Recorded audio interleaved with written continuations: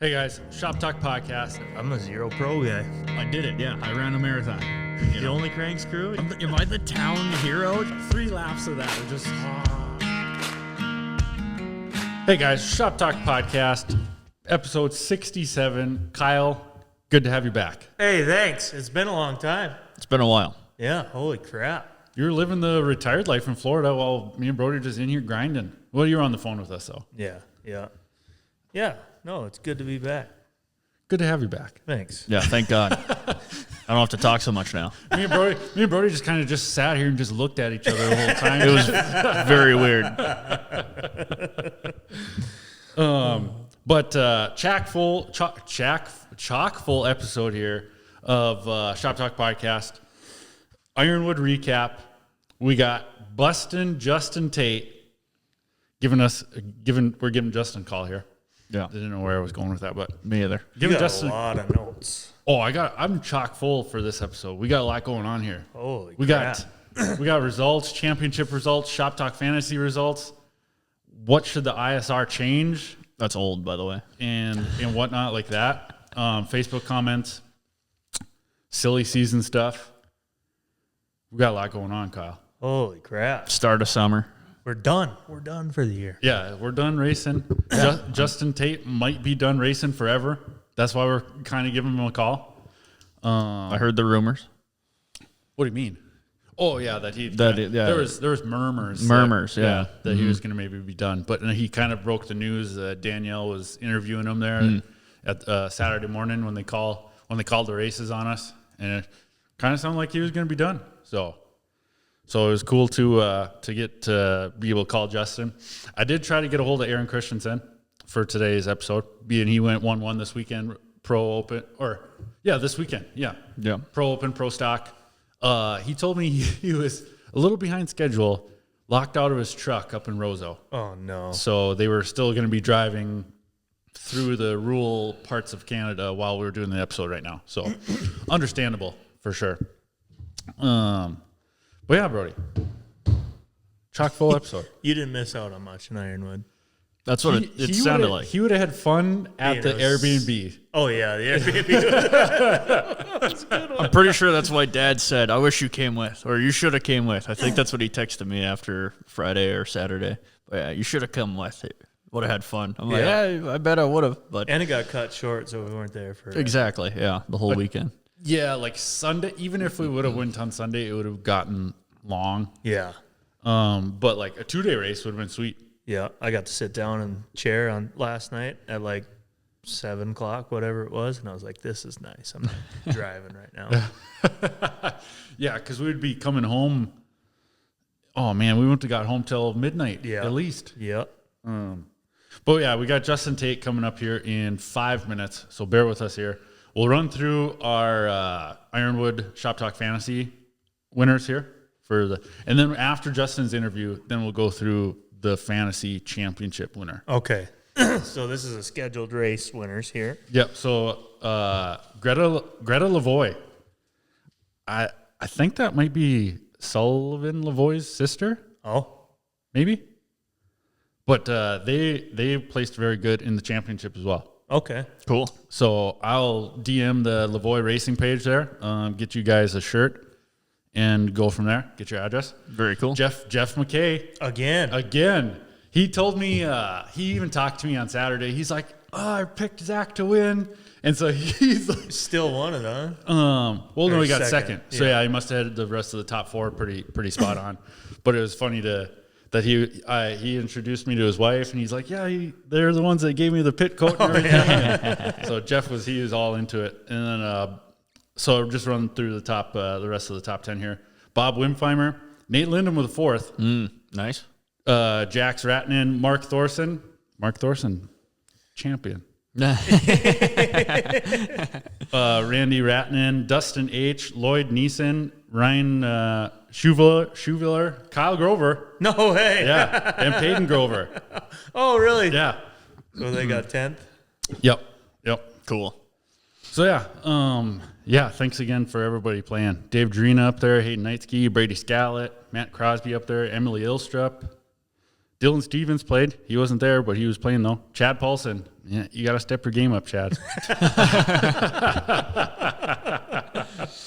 I haven't had even Justin Tate's girlfriend come up to me and ask me about fantasy and whatnot. Yeah. And I think she picked Justin for like third or. Oh, really? Yeah.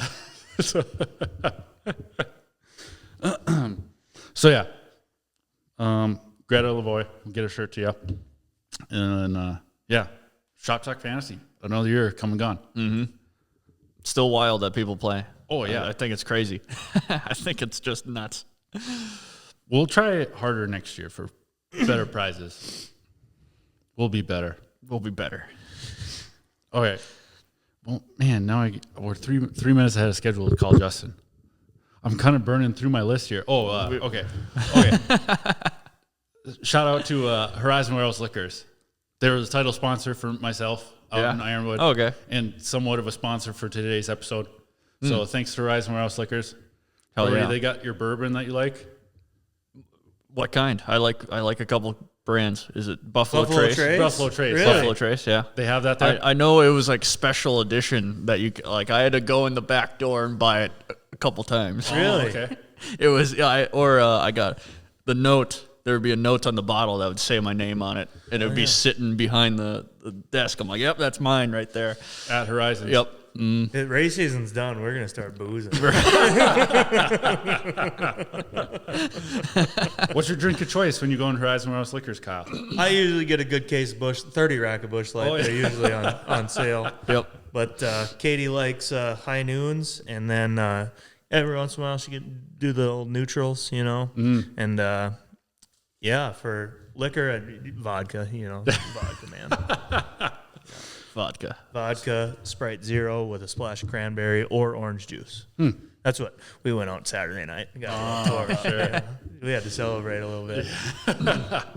So yeah, thanks Horizon Warehouse Liquors. Also, shout out Woody's. Thanks to Woody's Traction. Use ShopTalk10. Save yourself 10% off and free shipping. Yeah, use that code. Let us know you use the code. Yeah. Tag us or of sorts or anything. Did you get the ZR out and clean the skid frame out and stuff? No, it's still in the trailer. Okay. I got the sleds out, and being that there was a little bit of snow, I took it out in the drifts. Oh, yeah? And just pounded the shit out of the drifts for the longest time yesterday. Still hear rocks rolling around. Yeah, that's what Brody. Yep. Okay. Yep. Luke Van Lysel was washing his sled, and he said he had rocks underneath his engine still. Mm-hmm. Yo. Justin Tate, how is it going? What's up, Gunna? Hey, we got Kyle Grover here, the top 5 semi-pro points person. Top 5 barely. So, Justin Tate, thanks for the time tonight. I know you're skipping out on one of your kids' soccer game for this call with us, so we really appreciate that. No, thank you. Yeah, soccer. It's a great sport, let me tell you. But yeah, it's all right. I will. I'll take that soccer loss here for an interview. So not a problem. So Justin kind of just started off Saturday morning, races canceled and everything, and then we seen Danielle giving you an interview. And me and your good buddy Marshall Bussey were walking by, and it sounded like you were hanging it up right then and there. And yeah, watching the video back, you kind of retired, right? Yeah, it kind of. I wasn't really expecting her to kind of come at me and interview me, but it just all happened. Like, I've been kicking the idea around for a few years. It's not that I want to be done; it's just my body's kind of telling me to be done. But am I 100% done? No. But full-time cross-country racing, yes. Yeah, that was going to be my next question to you. But that is funny that you say that Danielle kind of come over to you and just pried the information out of you. So, like, semi-retired, what is that going to entail then? Like, maybe Pine Lake and the Sioux and stuff like that? Or what are you thinking? Yeah, I mean, I don't, like I said, this is, when it comes to snowmobiling, like, I love snowmobiles, like the rest of us, but it's just like, I love it, being around it, I love being a part of it, I love racing, I love the camaraderie, I love the atmosphere, I love the people, the sport, everything. And just to completely walk away, I think is kind of selfish of me in a sense. And I would love to continue to do, like you said, some part-time stuff like Pine Lake, heck yeah. And in order to do Sioux, you still have to do some racing. You still have to be competitive because you just can't go to the Sioux and race. You got to be prepared. So with that being said, am I 100% done? No. And I'll still be around as far. I mean, I haven't really sat down and discussed this with Nelson yet, Ryan Nelson from Nelson Racing. But I mean, if I'm not riding, I'm still going to be around the team. I'm still going to be helping. I'm going to do my part to assist, help, and push whoever he's going to fill the spot with. So, like, sounds like maybe some plus 30 for some snowcross then, or? No, actually, I was talking to my buddy Robbie Malinowski the other day, and he was babbling about. I call him Bobby Malinakis, but about going to Duluth and racing, and yeah, heck yeah. I mean, I got a snowcrosser. I still ride snowcross, during the week when I can, and it's not like I'm going there blind to go race, but it's just, that's a different animal. And like I said, I'm a rickety guy. And if I take one bad hit, like I'm limping the rest of the day. So would I like to do Duluth? Heck yeah. Here in a few weeks. But as for moving forward next year, racing snowcross, absolutely not. I've been down that road. I know what's at the end of it. And, like I said, I did my time, and I'm fine with never racing another snowcross again. But if I am to race one, once in a while would be fine. Like, let's say if Duluth does happen, it'd be cool, but it's got to be warm conditions. It's got to be soft snow. It's got to be, stuff I can tolerate or handle, let's say. But some guys are fast, man. You go step into that 30 plus pro class, and it's, they're all past, semi-pro champions, top pro guys from around the U.S. here. And that class is no joke no more. And to just, be in a top three, otherwise top five, or be competitive, that's a tough class to just jump back into. Yeah, it has definitely changed in the last handful of years of like when Kurt Bowerly was the top guy, and like Wes Selby would jump in there and race against him. And it's definitely stepped up its game, but maybe in a few years, Justin Tate, like you could get him to run a 50-plus class, huh? That was exactly. I was going to say, in a few years, man, I can run the 50-plus. So,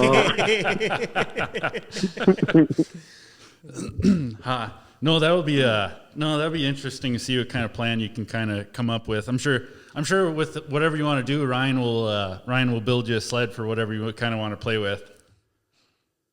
Yeah, and that's kind of, I don't know, like I said, and we had talked briefly a few times about, the future and what we want to do. And I know I've talked a few times with junior players about kind of where I'm heading and what direction I'm going. And like I said, in a perfect world, I would do this till I'm 60 years old.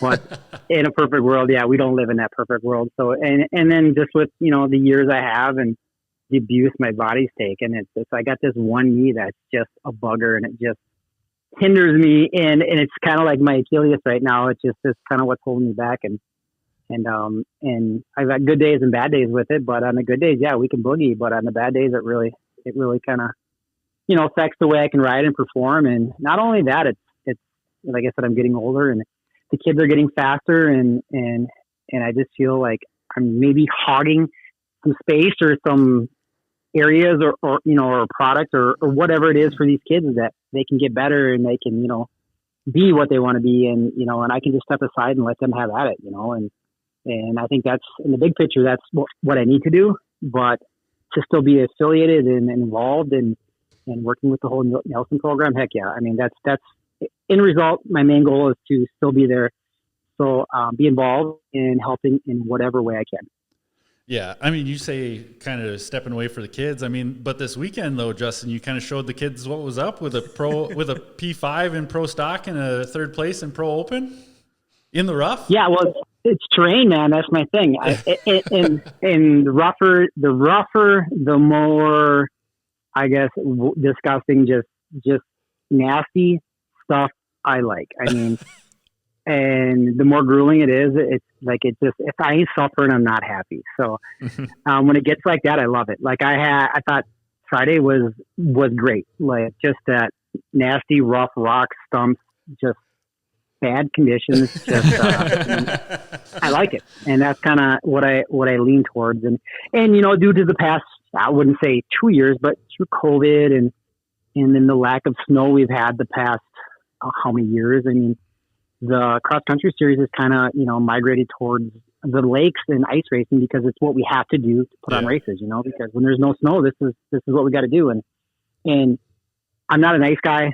I've never said I was a nice guy. I struggle on it at times, and whenever we can get away from that, I love it. Give me 3-foot holes. Give me stumps, give me rocks, give me that stuff, and I'm in my element. Hell yeah. Kyle, what did you think about the rocks and the stumps this weekend? I think we got a little different opinions. Don't forget about the fucking fire hydrant that was sitting there too. I know it was funny when I was sitting on the line. I think it was prior to the pro stock qualifier, maybe on Friday. I was sitting next to Zach, and everybody was talking about the dirt and the rocks and the stumps, and Zach looked over at me and he goes, "What do you think about it?" I looked over at him and said, "I love it." He goes, "Me too," I mean, yeah. So it was good. I mean, like I said, we haven't had one like that in a while, and it was a great thing. I had a blast.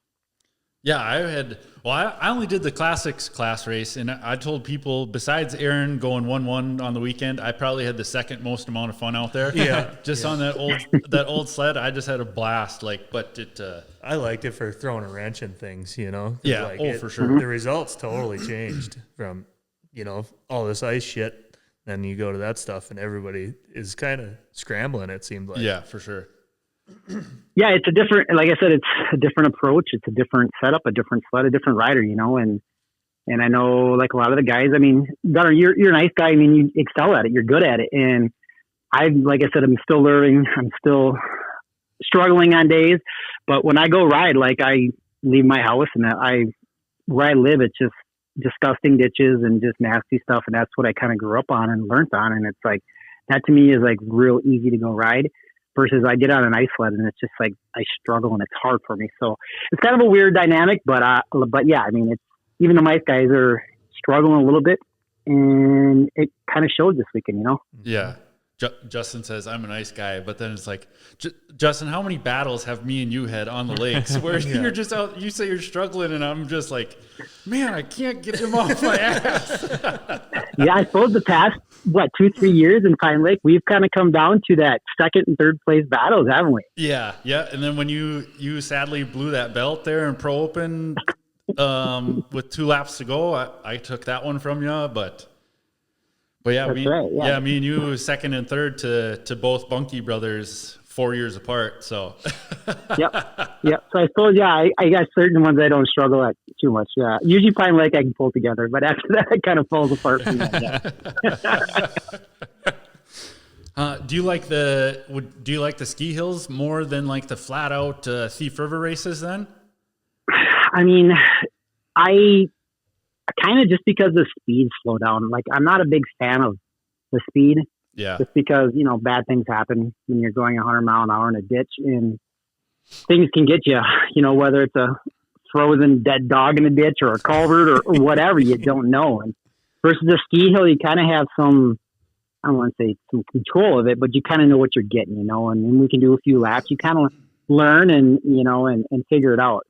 Versus, like I said, when you get thrown into a ditch, and you got 100 miles of it, the unknown, that's when, crazy stuff can happen. Yeah. Mm-hmm. Yeah. I'd say that's my opinion too, is that I like the laps of it, that knowing what's out there. Yeah, right. Yeah, less variables. Yep. Yeah. Yes, exactly. Because you bring up a culvert, Justin. I think back to 2011, 2012 Skidoo I-500.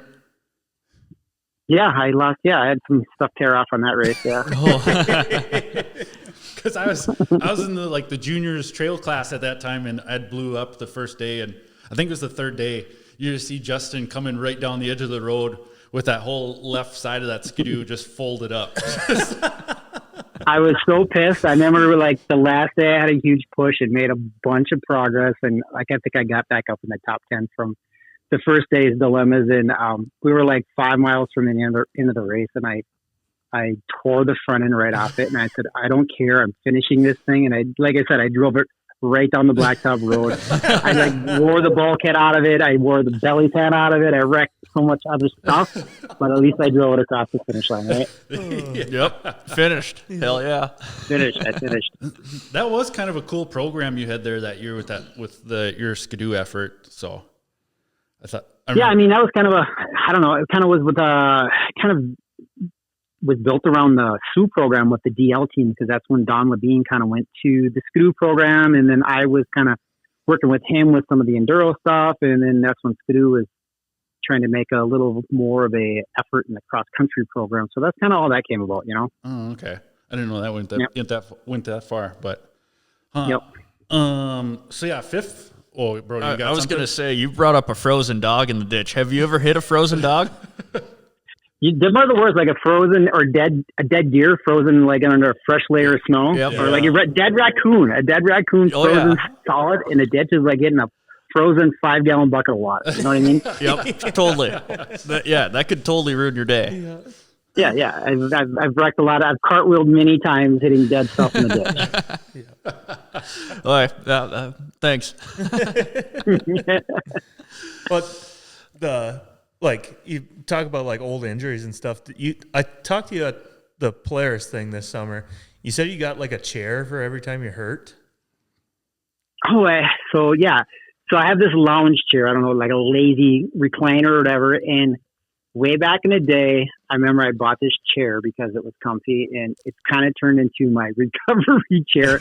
And if I were to tally up the amount of months, it would probably be years that I've spent laying in that thing, from broken legs to arm surgeries to knee surgeries and I hold on to it now because it's got sentimental value, and I don't think I'll ever get rid of it.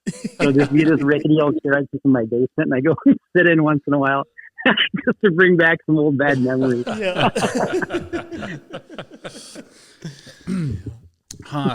But I'd started watching some of the old vault videos on YouTube, Justin. The snowcross guys were re-uploading old videos. And then one comes across, it's a 1998 X Games. And they're panning across the front row. And who's on the front row of 98? Justin Tate on a Yamaha. Yeah. What's like? I believe that was the first year that snowmobiles were at the X Games. So was it? Was it a big deal? How was that? It was. I believe it was Crested Butte, Colorado, and that's where that all happened at. And I think it was the first one, or maybe one of the first two. But yeah, I was on a Yamaha. I was part of the Yamaha program. I was 2 years old. Yeah, which was it was a crazy thing. I mean, I was just how I ended up there. I mean, it was a wild story, just trying some snowmobile stuff and being a dirt bike kid from Minnesota and having a couple good races the prior year. And next thing you know, Randy Karpik, who is, anybody who's been in the snowmobile world knows Randy, and he was part of the race program at Yamaha, and gave me a call and said, "Hey, well, you want to ride a Yamaha?" And I was just like, "Heck yeah!" Didn't know no different, and that's kind of how that all started. Wild. That's when I seen that from '98 is like, holy cow! You've been at it a long time at a high level for a long time, Justin. Been grinding a while, man. It's been a grind. Yeah. Yeah, like Kyle said, we were just 2 and 3 years old. I wasn't even here yet. Yeah. But then it's so funny to think about like that. Me and Kyle here were battling against you in the 440 class this year at Pine Lake. So like, it's cool for us to race against you with like how many generations of people you've raced against. Yeah. Yeah, same thing. Like when I remember kind of when I got rolling, like I said, it was just some podunk kid from Forest Lake, Minnesota, who gave snowmobile racing a try. And like leading up to that, I mean, I was a big fan of it. I mean, you need Kurt Hibberts, your Jack Struthers, your Brad Pakes, all them guys, and they were like my idols. And then, as I progressed in my snowmobile career, I mean, I became friends with all them people, and it was just a real weird thing where some of you admired and watched and kind of idolized, you became friends with and became every day. I mean, I'd see them on the weekends. We traveled together. It was just a really cool thing, Yeah. Yeah. No, it's no, I got that comment even just this weekend from somebody that was their first cross country race, and they said, wow, everybody's really friendly here. Like, it's just, yeah, that's kind of just how the community is. Yeah. Yeah. But like, so yeah, that was my other question here. So you're not done yet. So we'll have to see what kind of program Ryan can kind of whip up for you. Is there anything going on? Are you going to Jackson Hole this weekend? Well, I know Ryan has his hands in the building some vintage long track mods for some of the Polaris guys to run, and he's been working on it for a while in the shop, and I think it's supposed to be heading out there this week. And I know they flew out there, I think yesterday or this morning. They're out there riding in the mountains. Wow. Today and tomorrow and Wednesday. And I think then Ryan has to fly somewhere else, but I wasn't planning on it, but then I had a couple friends today call me and said, yeah, we're flying out this Friday. So I don't know. I may end up going out there just to watch, hang out, and just, kind of spectate and enjoy Jackson. So yeah, I might be out there. I'm not sure yet. Oh, okay. You got to, are they like old Edge chassis mods that he's building, or what is it? Yeah, it's that vintage. So it's, I think it's an 04 IQR chassis or whatever it was. I forget what the cutoff is, but 04, 05, it's for the pro vintage mod race. Yep. So it's like so he's got some old chassis, and they've been resurrecting it in the shop, and he's got some big old engine bolted in there, and he's handing it off to one of the boys to take it up the side of the hill. That's sweet. Probably sitting next to that old triple that he was planning on having at Pine Lake. Yeah, I look at that thing when I'm in the shop every day. It's in the works. It's close, but I would bet 100% it'll be finished for next year's Pine Lake, and I have a feeling I'll be running that at Pine Lake next year if I'm around. Be sweet as hell. Heck yeah, that'll be fun. That'll be fun to see. Well, too bad you don't jump on that old vintage sled out there. I think maybe your buddy Wes Selby might be running his old sled. Not sure on that, but I'm sure Selby will be running something. I mean, he's got his hands on everything with that hill climb stuff. But like I said, I was out there 3 years ago. I rode 2 or 3 years ago. It was kind of a bucket list thing, and I ended up going out there, and for the 30 plus pro, I think I rode, and I was able to qualify, which I didn't think I was going to. And then I completely shit the bed. Like on my main run up, I think I made it up to the first catwalk, and I was coming back down, and it's a different animal. Like I tested for 2 days prior to that, 3 days with the Polaris guys, and try to get up what they were climbing and how they were attacking these hills. And it's just some narrow front ends and how they got to ride it. I just am too programmed with the wide front ends and how you have to, it's a completely different animal.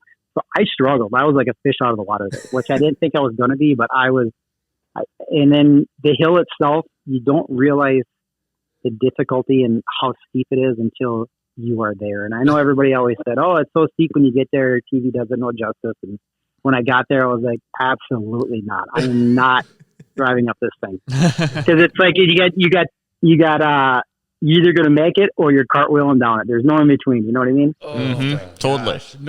No, I can't say I know what you mean. That was a sweet sled. Wasn't it like a 600R chassis and then extended out?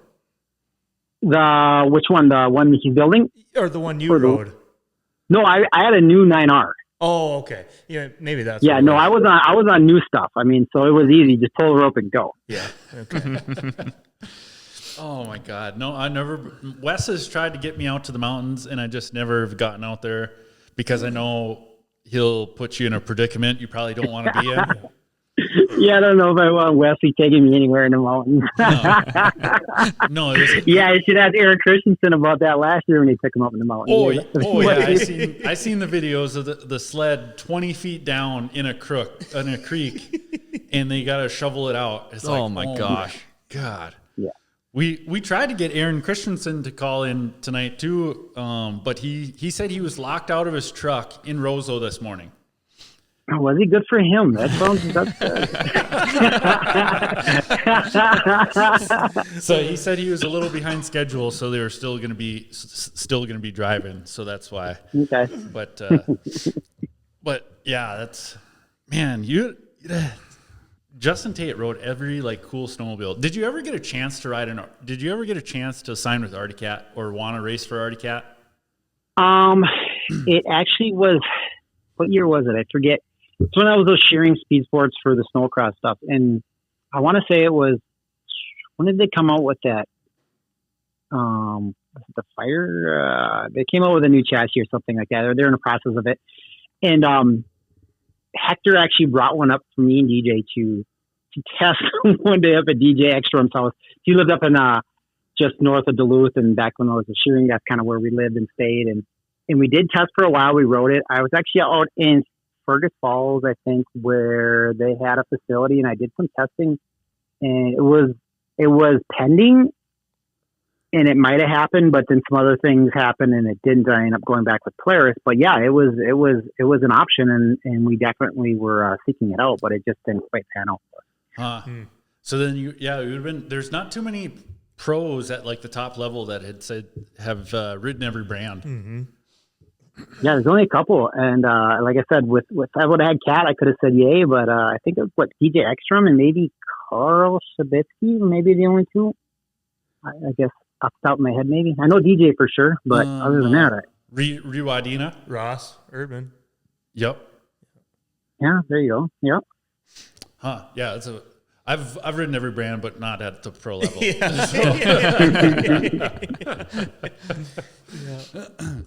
But man, well, now you got all this free time, Justin. But I'd assume you're probably going back to work here sooner than later.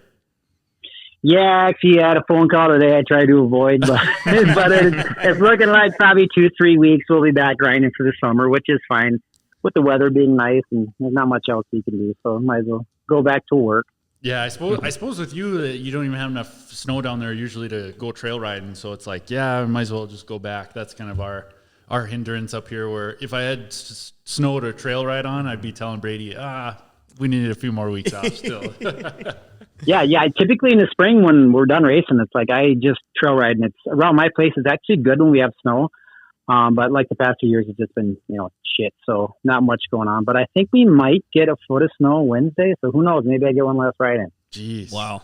That big snowstorm they were expecting for us up here didn't amount to anything over the weekend. We only got, 2-3 inches? Yeah. So. Just to make a mess. Yeah. Yep, pretty much. Exactly. Yep. Exactly. But Make a miserable car ride home.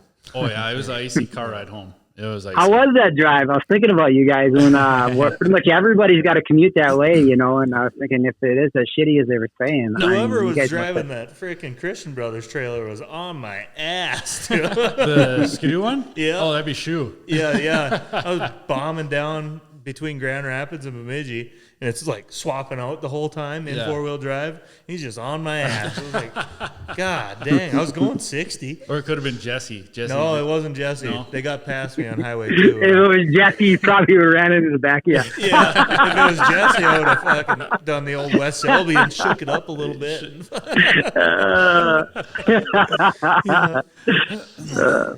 I know the kids were kind of talking some smack to you at that Polaris event earlier this summer, Justin, where they were asking you if you were ready or not, but that was firing you up, you said. Yeah, poking the bear. But you got to give it to them though. All three of them kids that were up there did really good this summer or this winter with Bo and Evan and Jesse. So no, that's the whole thing, and it's kind of been.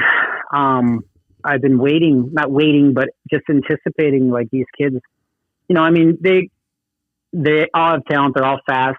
It's just that when they start putting it all together is when they're going to be kind of what they did this winter. When they're going to step out and now they are the front runners of that class and which is good. The sport needs it, manufacturers need it, and they need it. You know what I mean? So it's a good thing, and I'm glad to see these young kids being as competitive as it is because us old guys need to step away and they need to fill these shoes, man. Mm-hmm. I mean, but your buddy Aaron though, just dominating this weekend. Isn't he just a beast? Like we all know Aaron. I've been good friends with Aaron, and we've known each other since too long. And it's just like when he shows up, it's just like you just always know what you're going to get. He can figure it out, and he's just a machine. And sometimes I just kind of shake my head, and I just I don't get it, but he just gets it, and it's cool, you know. Yeah, it was unreal. Him and Zach, like every single time they were out on the track, we're within a second of each other every lap. It was they just figure it out, and they're able to do it quicker and faster, and they just got it. You know, it's just that they got a little. They're just one step ahead of everybody. You know. Yeah. Yep. Is that how so you raced against like Blair Morgan and Tucker Hibbert is like in that era of snowcross? Is that kind of the level that those guys were at when you were against them? Aaron was always, he could have been younger than me. So like, he was like semi-pro, like when I was kind of my whole time when I was in pro, you know, and stuff like that. So, I think I raced him a little bit kind of at the end of like my pro career.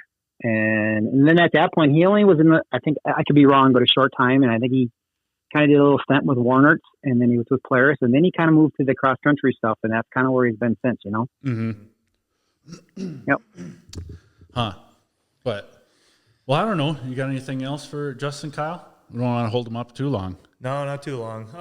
What are you boys doing? Sitting around drinking green Bud Light long necks? Celebrating? You had to stay over there or what?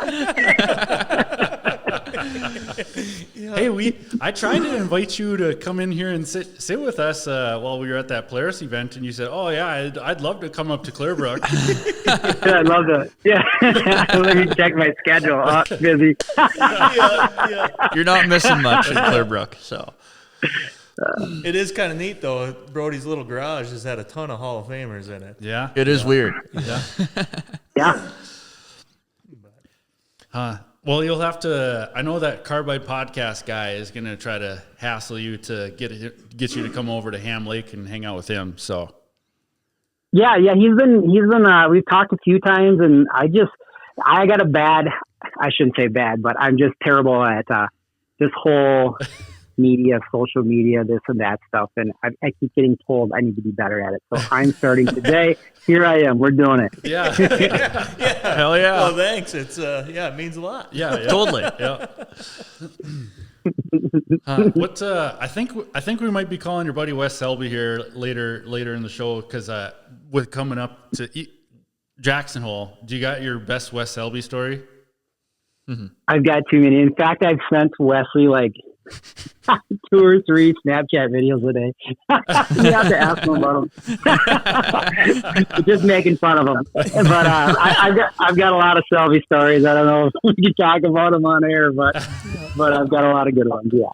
That seems to be the running joke of I got a lot of Wes Selby stories. We really shouldn't record them. Yeah. Everyone has said that. Off the record, right? Yep, off the record talk. Totally. I feel like we could do 2 more episodes of your entire career and breaking it down. Yeah. And we could go on for hours. Heck yeah, we go on for hours. And like I said, we'll get chit-chatting and rattling on. And like I said, it's a rabbit hole, man. Once you kind of go down it and I start thinking about this and that and where I've been and what I've been a part of and, you know, just everything from the evolution of the snowmobiles and the brands I was a part of when we did, you know, of the Rev and the IQR chassis and like engine programs. And it's just like, man, there's just a lot of stuff like that has happened over the years. And I've, you know, been fortunate enough to be a part of it. And it's been a cool ride. And like I said, it's a ride that needs to come to an end, but I'm not quite ready to let it go yet. So kind of where I'm at. Yeah. And your Sioux win with Andy Wenzloff in 2022. Yep. You got that one? That was another bucket list thing. And like I said, a lot of guys have been close and many times. And it just, you know, so happened it worked out that year and I was able to get a Sioux win, which is huge. You know, that's a big one. Yeah. Oh yeah. That's a hard race to win. Yeah. Mm-hmm. Yes. But well, Justin, we appreciate the time tonight and we'll have to. What about dirt biking? Are you dirt biking nowadays still, or? Yeah, I still ride bike quite a bit in the summer. I was just looking at new bikes today online. I was thinking about what I'm doing here, and if I'm going to get a new one, or if I'm going to go back to a 2-stroke. I'm going to stick to a 450, and I don't know. But yeah, with the warm weather here, and especially down by me, it's just like I'll probably be riding here in a week or two if it stays Oh, as is. So yeah, we're riding. What's your bike of choice if you're going to go get a new one? Hello? Hello. Shit, my phone went dead. We're back. Hey, you there? Yeah. Yep. Yeah. Yes. Check. You heard him. He said his phone went dead? Yeah. Yeah. Must have blinked out. But it's still online. Yeah, he's still online. Oh, There there it went. Oh. Son of a bitch. No, you don't get to know what his bike of choice is. Probably a 06 RM250. No, he said new bike. So what was a really good one that Kiefer just tested it? It was like a 05 CRF 450. Yeah. And he... Hello? Oh, whoops. Yep. Yeah, we're here. Technical difficulties, huh? Yeah. a little bit. That is par for the course. It Yeah. happens every goddamn episode. If you're gonna go get a brand new bike, Justin, what's the bike of choice for you? Well, I read a Yamaha 450, but I am kicking the idea around of getting a new 252 stroke. Ooh, still Yeah. Yamaha though? Yep, probably a Yamaha. Heck yeah. Blue Crew. Blue Crew. Yeah. Yep. We're So- anticipating what this Cowie's going to be. I haven't heard any more news of it, but It's gonna. Oh yeah, they keep teasing everybody about this new two stroke, and I get to see nothing either. So Yeah, I think it's gonna be a 300. that's what I've heard. Is what Vince said. Yeah. So I think. all right. I think, like we say, I'm going to have a long talk with the old lady and be in the doghouse for a couple more months.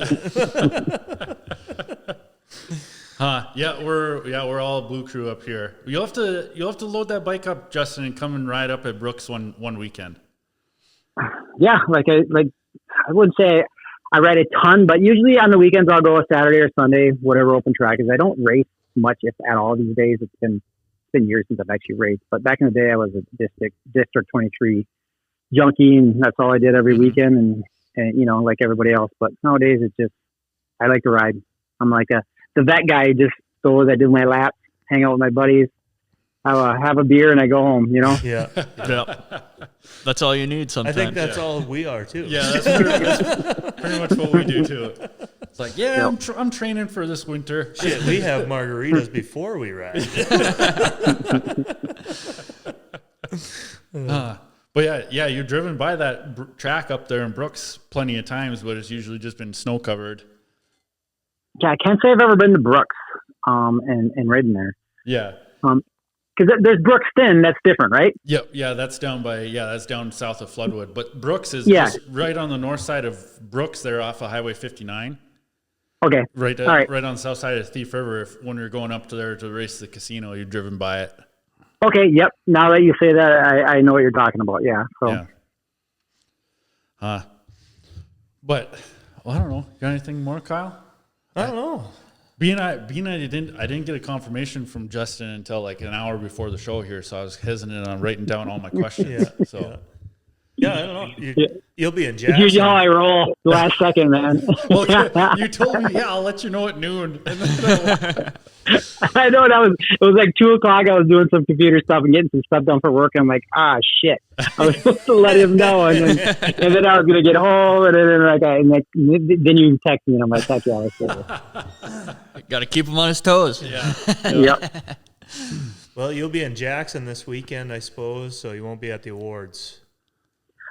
Yeah, I don't know. I don't think I'm getting an award for anything, and I'd like to go to that, but it's just, I don't know. Fifth place in pro stock points. Oh, I did end up fifth, huh? Yep, I believe so. Yeah. Hmm. Think of the big check you're going to get for fifth. Millions. You hear that, Todd? Millions. Yeah.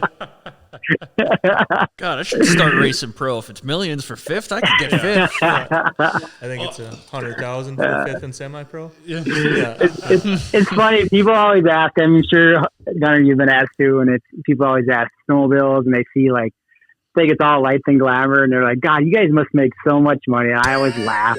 And I'm like, and they're like, what do you mean? I go, I tell you what, most of us, we don't even get on a snowmobile for less than $1 million. And they're like, really? And I'm like, yeah. If they only knew, right? Yeah. Oh man, just rubbing nickels together to make it to the next race. Yeah. Yeah. So Millions. Yep. Made $1 million there, $1 million that weekend. Yeah. You could, if it actually, like, what do you think was your best, like, paying time period of your snowmobile racing career? Was it like the early 2000s or later 2000s, or? It was the late, like 99 and 2000, the early 2000s, man. That's when like snowcross was out of control.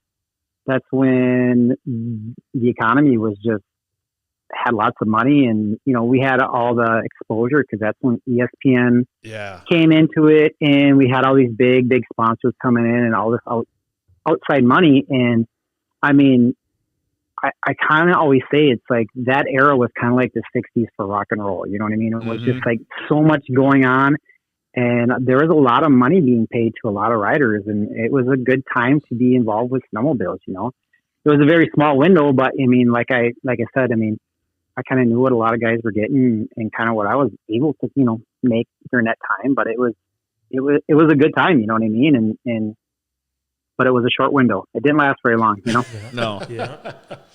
And then, you get paid this and this and this, and then people just start getting cuts and cuts and cuts. It's like, I was making that just like 4 years ago. Yeah. Yeah. And then, with the snowmobile market the way it is and the shit seasons we've had with sales, and it's just like, it's just tough to, be in the business to kind of make money racing snowmobiles. You know what I mean? It's more or less, you're doing it for the love of it. And, I mean, if you do well, you can, scrape some stuff together and, maybe make a little money. But I mean, them days of getting rich riding a snowmobile, I think are long gone. Yeah. Yep. Maybe some of the top snowcross guys, by the way, it sounds like that some of their custom contingency programs are maybe a couple of those guys, but other than that, that's about it. Yeah. And a lot of that stuff has changed. I know back in the day that, I mean, everybody kind of had there wasn't like, I don't want to call it a salary cap, but I mean, everybody kind of got paid differently, but I think a lot of the manufacturers went towards, I mean, this is what we're going to pay our top guys. I mean, and this is the program we're getting them. And if they ride well, hey, you get rewarded. And if not, well, this is what you get. So it's more of an incentive based thing, which is good, and it kind of controls the spending and kind of puts a cap on all this stuff. So, it can continue on. Yeah. Yep. Huh. Yeah. You literally you've seen every generation of snowmobile racing pretty much. Mm-hmm. Yeah. I mean, back then, we had sports agents. I mean, I had an agent that dealt with my contracts, and it was crazy stuff, For snowmobile racing. Like I said, and I go back to like me knowing nothing. I was just literally some dumb kid who had no guidance, no nothing. All I knew was I could ride a snowmobile, okay, and all the stuff was kind of happening, and I was just kind of along for the ride, and like I learned a lot. Like I said, I got to meet a lot of cool people, travel, and and it was just a crazy time, Freaking nuts. Yeah. And then, just look at it now to 2025, and totally different world. Completely different world. Ryan's forgetting to sign you up for Ironwood and everything. Yeah. No, Ryan Nelson seems like he runs a really, really good program. Like he'd be one of the top teams to ride for in the pro paddock. He is by far, like I said, when it comes to passion and the love of snowmobile, Ryan is right up there with the most diehard snowmobile guys, and this is what he loves to do. I mean, there's a lot of other things that guy could probably go and do, and this is what he chooses to do, which is awesome. And just for him to be involved and and take on what he's done with players and putting a team together and giving riders a place to go to to show their talents and race, and it's a good thing, and we need more guys like Ryan, who just love it, Yeah, for sure. I would say in silly season predictions, I see your buddy Marshall Bussey maybe taking your spot. Maybe, right? Who knows? You never know, you know? No, that's my prediction though, because Marshall put on a hell of a show this past weekend, from even just taking the last couple weekends off and then just showing up for the rough stuff, doing really good. Yeah, Marshall's good shit. Like I said, he's kind of been not a part of the program, but with the Sioux stuff, and then just me and him kind of working closer together with a lot of other little things. I mean, he's definitely got the talent. He's definitely young. He's hungry. He's ambitious, you know, and he you know, this is what he wants to do. So which is cool, you know. Yeah. He's got a few other things going on. He apparently lately he wants to be an airplane pilot. So he's been dealing with that. But I mean, outside of that, I mean, he's a snowmobile kid, you know, and that's what he wants to do. Yeah. Yep. Yeah, that's what I asked him. He said, I heard you're going to flight school. Like, what's up with that? Mayday.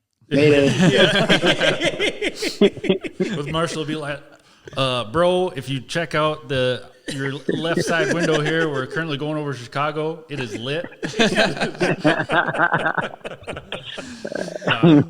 Marshall's a cool kid.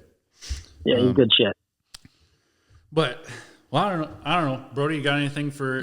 But where'd the nickname Bustin' Justin Tate come from? Oh, he's busted up. That was back in the day when we had all this ESPN stuff and all the commentators and the guys who did all the announcing and stuff. Like, they had to come up with all these nicknames for everybody. I mean, everybody had a nickname, you know, and I forget. Well, I kind of know, because like I said, I was just some dumb kid who didn't really know much about snowmobiles. All I knew, like I said, I could ride one all right, and I would show up sometimes at races, and like I said, I'd be beating the piss out of my race foot all week long at my house, and I would just load it in the trailer and go to a national, you know, and try to race in the pro class. And when I was traveling a lot with the Ekstrom, DJ Ekstrom, because we team up on some of the farther trips when we'd have to go out west or out east. And I remember I showed up at their house one time with my mod sled and my stocker, my Yamaha factory stuff. And I pulled it out the trailer, and they're like, "What is this?" And I go, "I'm ready to go racing." And I had like motors that were no motor mounts. They were all broke out of the thing, and the engine was bouncing around inside of it, and like it was just trash. And that's kind of where that nickname came from, was Bustin' Justin, because I would just show up with busted shit all the time and try to go racing it, you know. So that's kind of where that came from. But regardless, back in the day, like, yeah, everybody had a nickname, whether they liked it or not. You got one of them. So sure, I guess so. Yeah, given to you. Yep. Rite of passage on the old ESPN days. Yep, pretty much. Could you imagine if they were back on ESPN? Oh shit, that'd be sweet. Yeah, I mean, it'd be huge, you know. Like I said, when that all happened back then, it was just crazy times, man. It was just like a whirlwind of like 5-6 years where like I didn't know anything, and next, you know, you're kind of thrown into this, and you just kind of had to figure it out. And you know, a lot of us did. You know, it was just a crazy time. Yeah, just a lot of money and eyeballs and sponsors and just people actually caring about the sport. And then what happened? Yeah. Where did it all go? Yep. Yeah. Kind of just all kind of poof and was kind of gone, you know. Freaking weird. Well, Justin, we really appreciate the time tonight. So, hey, no problem, boys. So we'll have to, next time you're up here in the Great White North of Clearbrook, we'll have to get you in here. We can do a whole 4-hour show. Yeah. Sitting in these plastic chairs, having a grand old time. Then we could have some Bud Light limes or whatever the hell it is. Yeah. Some Bud Light long necks.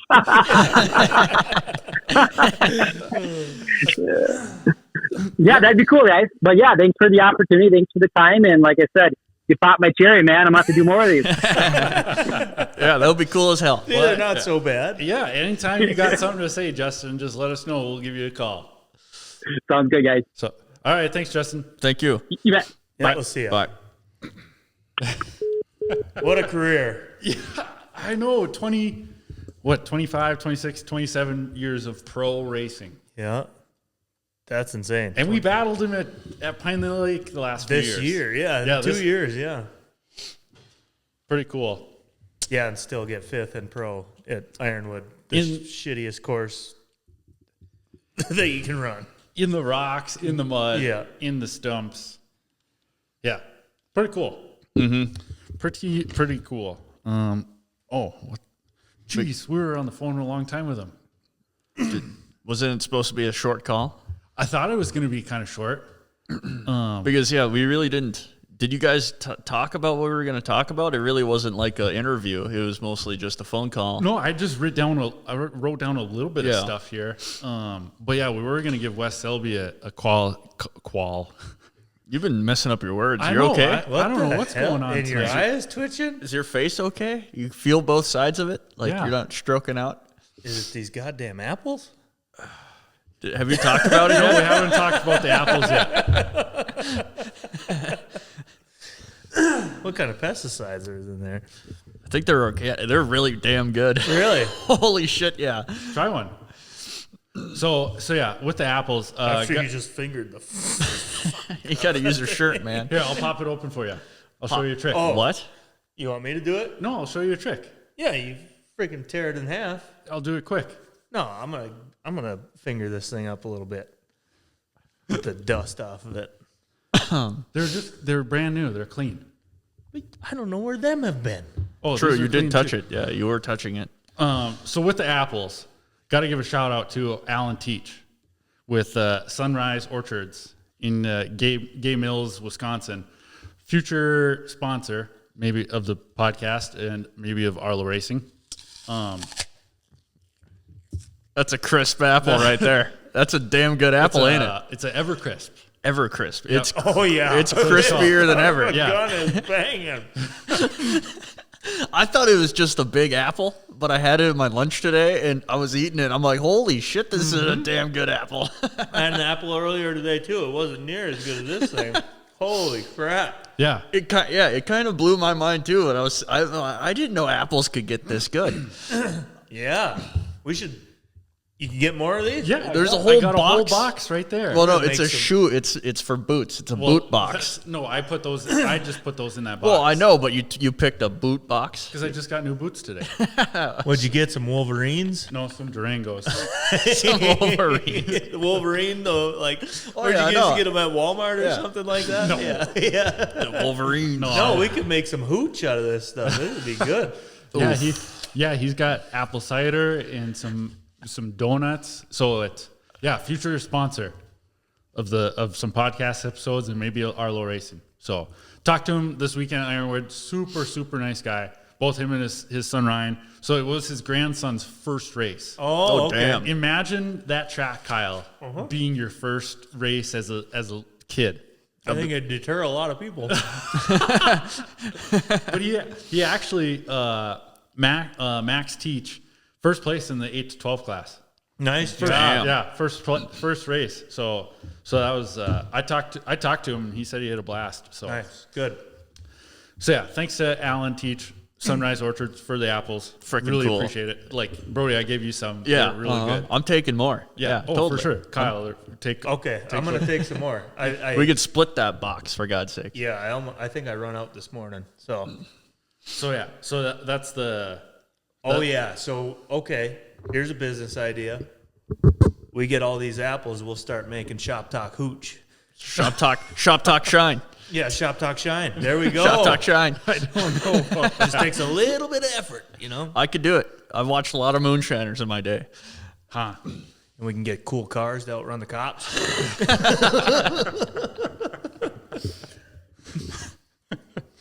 Good apple though. Hell yeah. Yeah, it was very surprising. Yeah. So I texted Wes. I made a joke before the podcast. I told him, like, I'm going to start eating an apple on the mic. And literally, you started doing it. It's so good. Okay, so fantasy Shop Talk podcast championship winners here. Okay, so thanks again to Justin Tate for the call. Yeah, freaking How awesome. cool is that guy? We could do a 4-hour-long, 5-hour-long show. For sure. Yeah. Get him in here, get him drinking some Bud Light limes. Long necks. Long neck. Yeah. Long necks, yeah. Yeah. Then the Wes Selby stories will be flying. True. So winner of Shop Talk Fantasy Of the trophy? of the trophy. Where's the drum roll? I don't have a drum roll. He's just got claps. I got claps, yeah. First place. Let me know who is it. First place trophy and $100 from Woody's Traction. Shout out Woody's Traction. Shout out Rick Teedy. Helped us out with the pit code at Sioux, the Shop Talk 10 code, and $100 to the winner, Mark Thorson. No way. Yeah. There it is. Brody, you missed the clap. This is why you don't run the board. We were clapping. We were doing the cheering. Yeah. Good job. Yeah. That's cool. Yep. Hell yeah. Yeah, he was there. He was there at Ironwood this weekend. Sweet. Wearing a Zach Herfindahl hoodie and then a Shop Talk shirt underneath it. Oh, yeah. So I gave him I owed him a Jag hat from I can't remember what race that was that we gave away a Jag hat. So got that to him. So Mark Thorson, first place. We'll get this trophy to you. Get that Woody's promo code to you. I call it Jag Swag. Jag swag. Should we sign the trophy? Probably not. I don't know about that one. Yeah. But we're gonna keep a tally in here from now on from fantasy years. So Paulie V was year number 1 winner, and now Mark Thorson year number 2 winner. We got to get another board. So we'll keep tally of that of how many years we end up doing. We'll this. have our very own Stanley Cup. Yeah, but we get to keep it. And then Greta Lavoie. Nice. First place for Ironwood, second place overall. Wow. Damn good season. Yeah. Not good enough, though. Mandy's numbers here are skewed. So third place, Dave Drina. Oh, nice. Fourth place, Jeff McKay. Damn. Just missed the podium. So Jeff told us he didn't start playing until the Sioux. Really? Yeah. When he said the first time he played was the Sioux when he won the pit coat. Wow. He's a time traveler. Yeah, so he's a natural. Yeah, he's a fantasy player. Yeah, he'll win next year. Chip Beatty, Hayden Knightsky, Luke Christensen, Gary Barrett from Michigan. He's the one that sent us all those old cool Artie Cat papers to ask Roger about next time we interview Roger. Jeff from Michigan. Jeff kind of fell off there towards the end. He was up higher, but the last few weekends must not have been good for him. Arnie Ratnan, Bobby Palin. Yeah. Oh, when you were gone, Kyle, we didn't know how to say this last name. That is true. Palanch. Yeah, Bobby, your shirt is in the package and putting it in the mail tomorrow. So he was the winner from Nadawash. Oh. So how the hell did we say his name? Polly Snatch? It wasn't that bad. No. 12th, Peyton Grover. Oh, nice. Wow. So yeah, I'll just run through. I got maybe the top 20 here. Spencer Marbury, Brady Wadena, Matt Crosby, Chad Paulson. Kind of fell off the ranks from last year. Chad, he's 16th. John Callock, Hunter Drina, Luke Vady, Emily Ilstrup in 20th. Top 20 for you, Emily. Cool. Stuart Brandt, Paulie V in 23rd. Carter Deason, Riley Schmidt, Tommy Quam, Brady Scallett 29th. Scott Preston 32nd. Hey, Scott Preston. Kyle Grover 35th. God dang. Wow. So we'll post that whole list there of the top 50 of sorts. Kyle is showing whose sled is that? a snowmobile to Gunner. Huh. 600 miles on it. So yeah. Congrats, Mark Thorson. That is a snowmobile. Carter Warwick from Canada ordered some shirts and hats from us. Cool. Currently still waiting on those larges for you. So I'll let you know about that when I get them done, Carter. So what else do I got here? What else do you got there? I was seeing how long you're going to let the dead air go for. Well, obviously, I'm gonna interject. Yeah, I gotta throw something in there. Push the buttons. No, I don't push buttons. Parker Bowe wants you to push more buttons. That's what he told me. Yeah. Guess who I seen this weekend? Parker Bowe doesn't have a long enough attention span. I'll just say that right now, Parker. If you still want to play fantasy against us, you can join our RM Fantasy group on rmfantasy.com. rmfantasysx.com. Shop Talk Podcast. And password is Shop Talk Podcast. Parker Bow, good kid. I like him. Good kid. What do you say about people you don't like? I don't like them. Isn't he older than you? Or the Parker same Bow? age? I thought he was younger than me by like 4 years. No, I bet you. How old is he? How old are you, Parker? I met your mom the other day. She was a nice lady. Dixie. Yep. Yep. Okay. Kyle, how'd your Ironwood go? Oh, We're going I don't know where else to go. Well, yeah, we haven't heard your Ironwoods. We went right into the show right to talking to Justin Tate. So. You said something about a fire hydrant or something. Oh yeah, there was a fire hydrant on the side of the course, right next to a marker.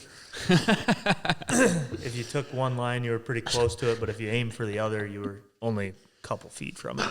But didn't have a good run there in Ironwood. What do you chalk it up to? Like what? When looking back on the weekend, you're like, oh man, could have done that. Could have done this. Or, Oh yeah, there was a million things, but I wadded her up in the final. Oh, in the final. Yeah, You crashed, huh? Yeah, coming down the hill in, I don't know, we started third row, had a dog crap qualifier. It was all water and mud and stuff like that. The track totally changed from the parade lap to the qualifier. Yeah. Just all the snow went away, or what? It all went away. Right down the tar. I guess we could chalk it up to be, I don't know how to ride on tar. No.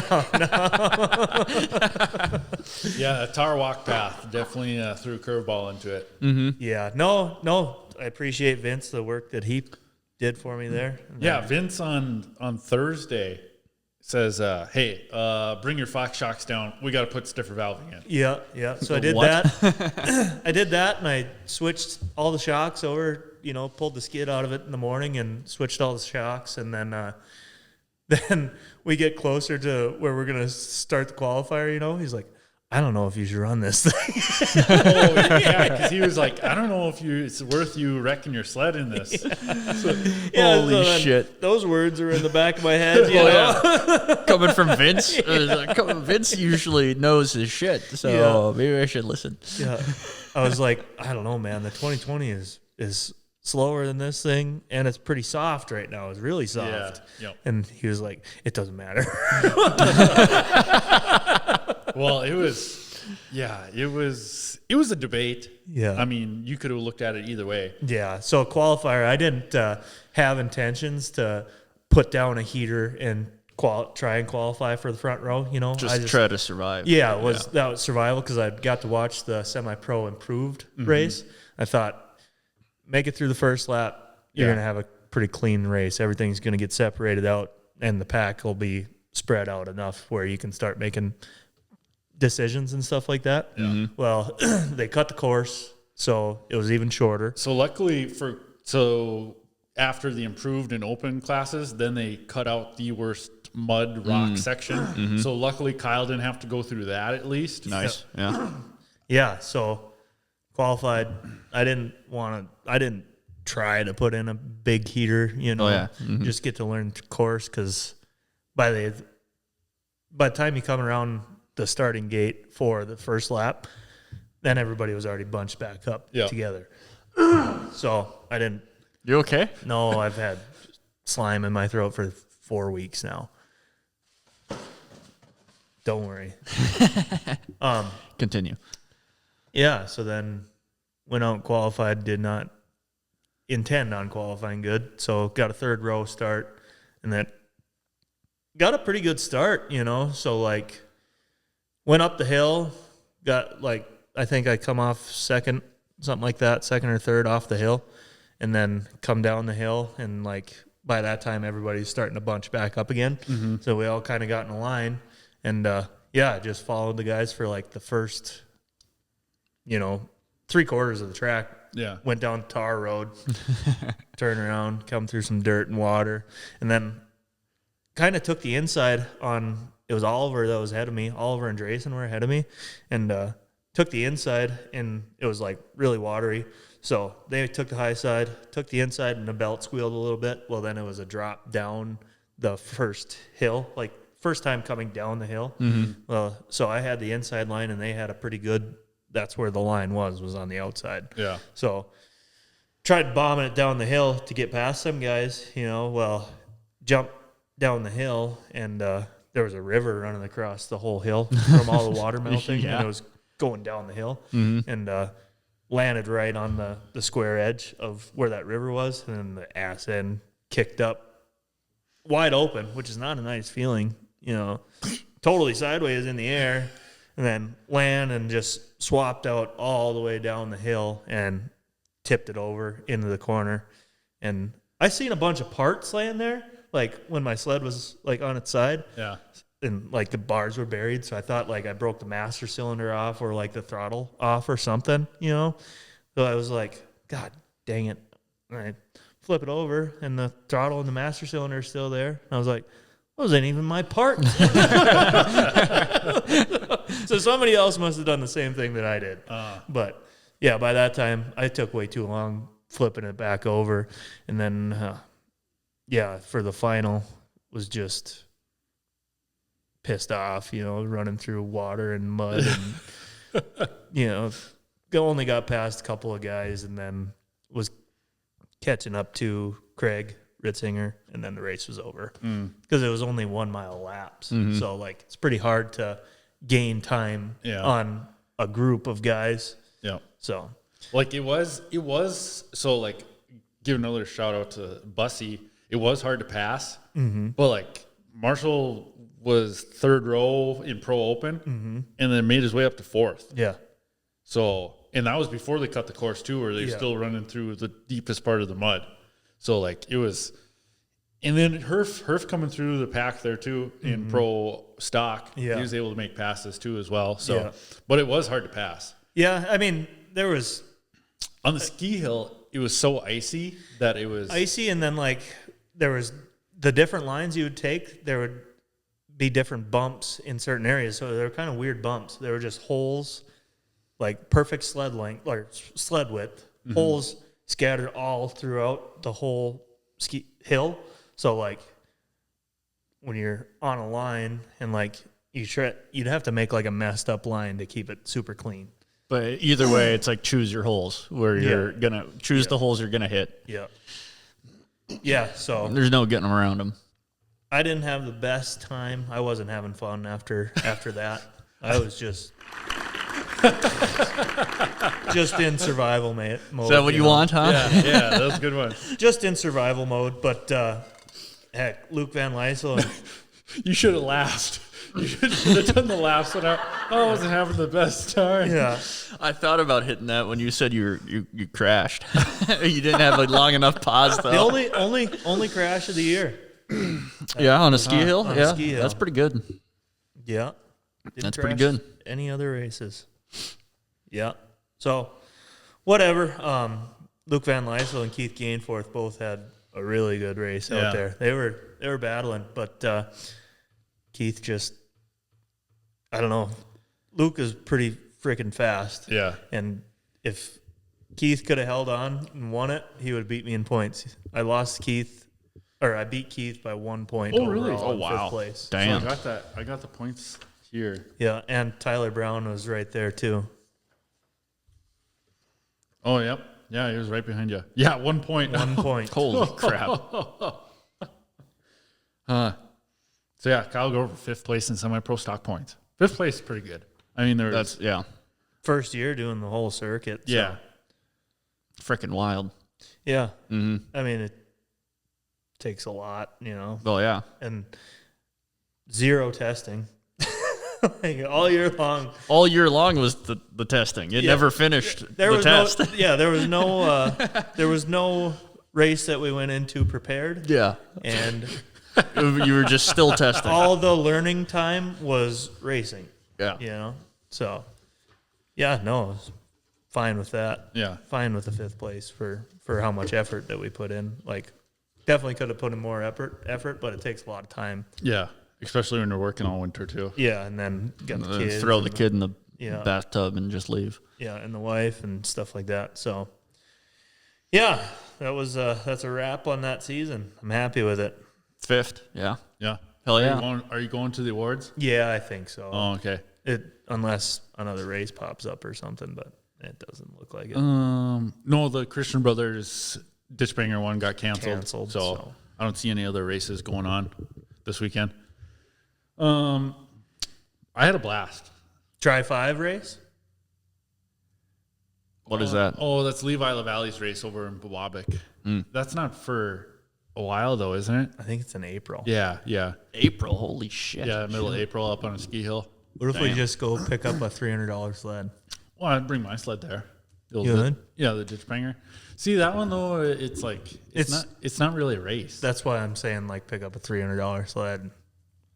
No, I'd still bring mine. It's not to compete or anything. It's Well, no, but I'd still bring mine, a nice riding sled that I know is going to last. Yeah.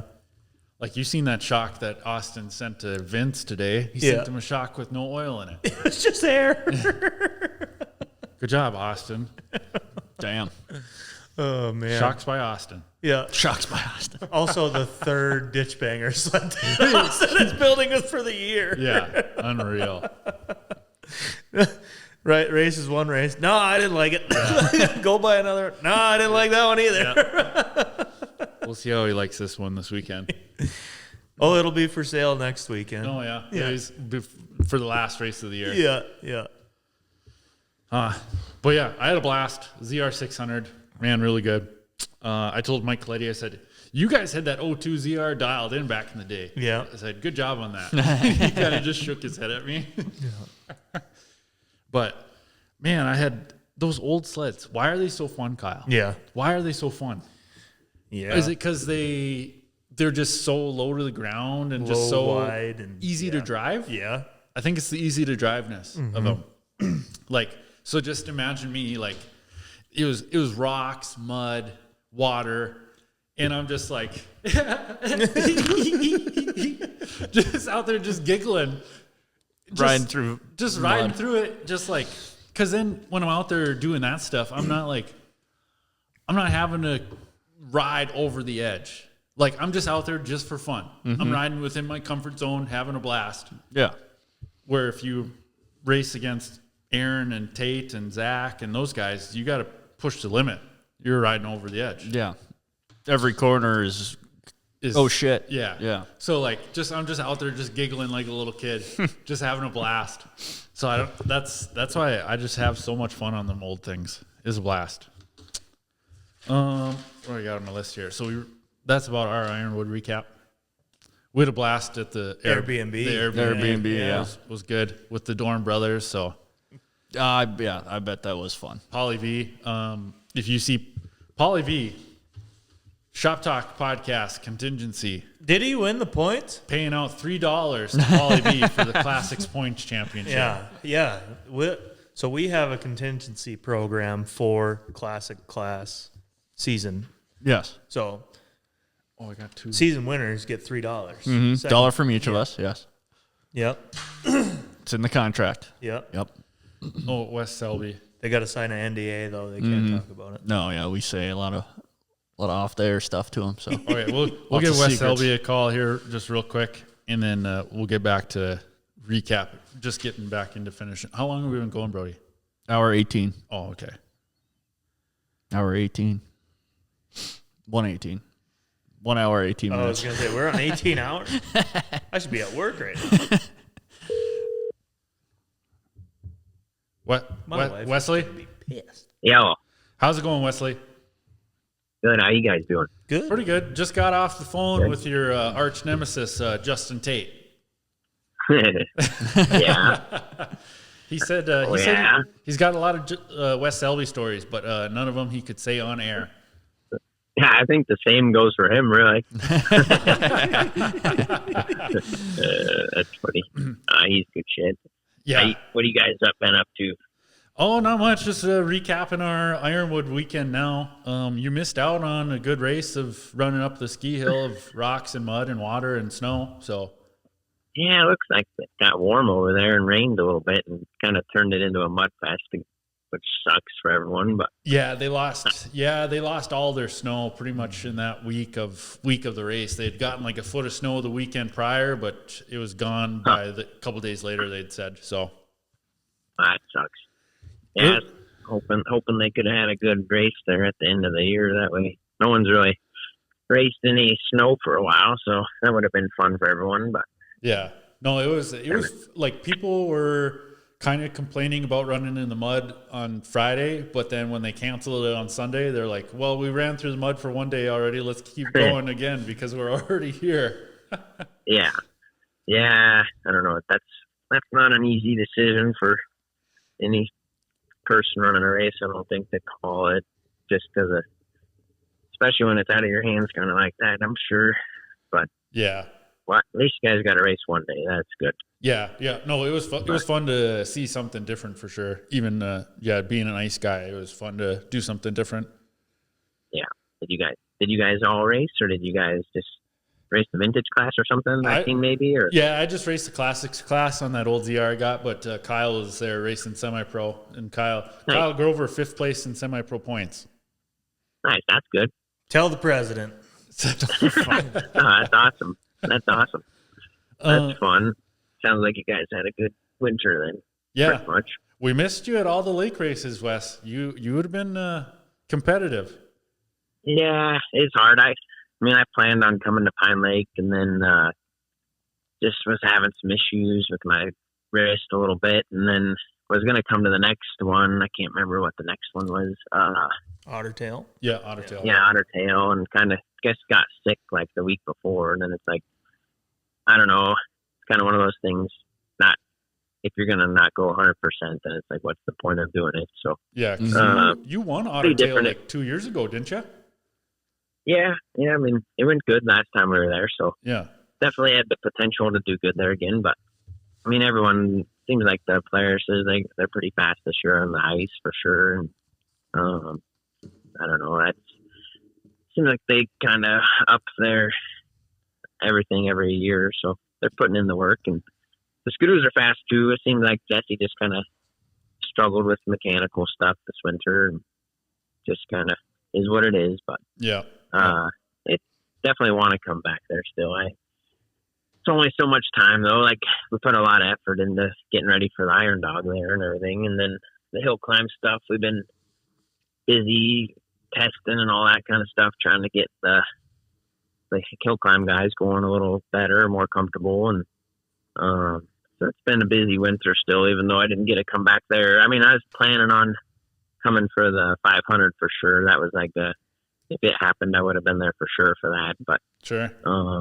So I think when they canceled that, then I basically just went up to Alaska and started helping Corey with stuff and riding some up there. And so we'll see how next winter goes. I don't know.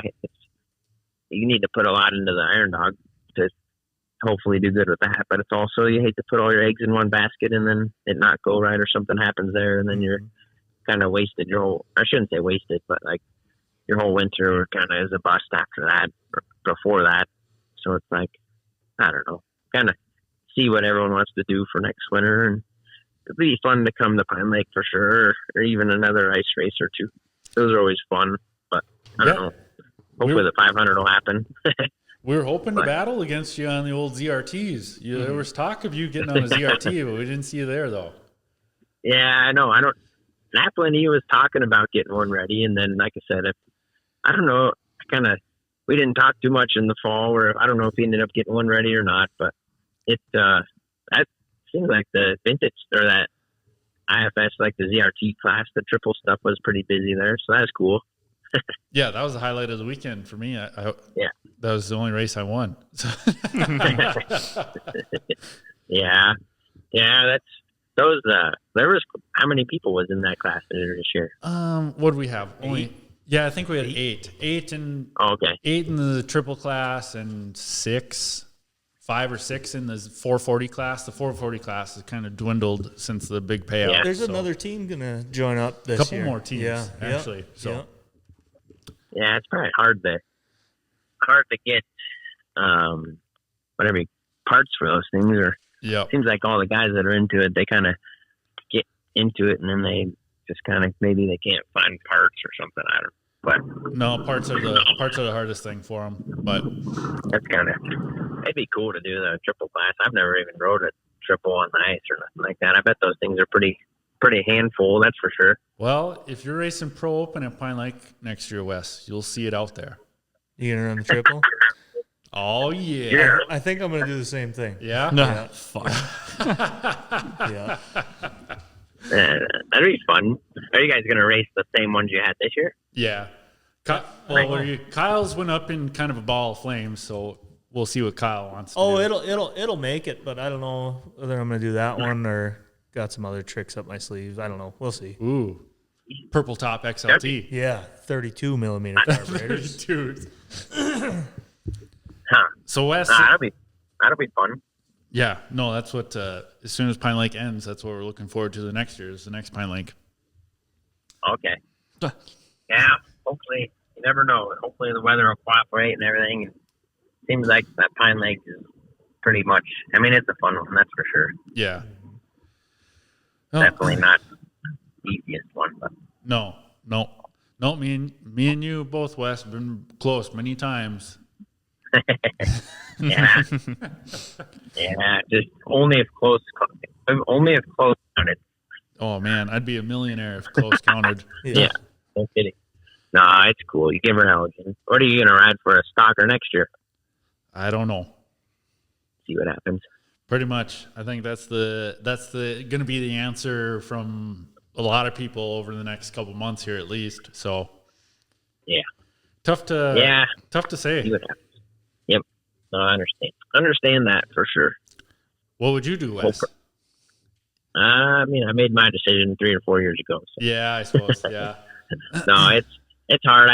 I the whole industry needs Arctic Cat around, as everyone has said many times, and it's been a good brand for a long time and a lot of good people. So hopefully they can figure something out and keep around. I think it's good to have 3 manufacturers because then it always pushes like the other 2 to.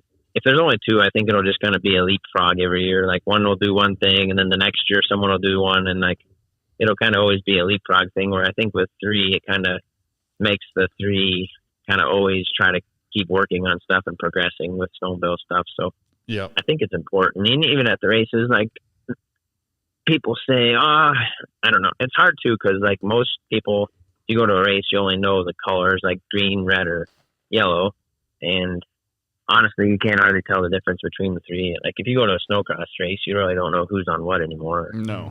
So I think it's just one of those things. We need to have 3 manufacturers and hope for the best, I guess. Yep. And for riders, I mean, there's not enough.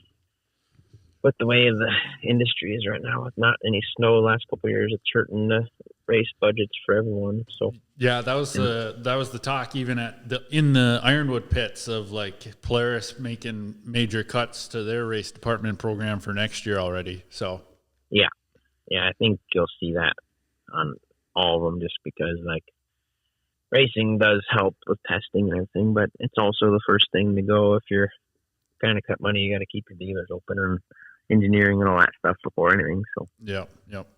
we'll see what happens.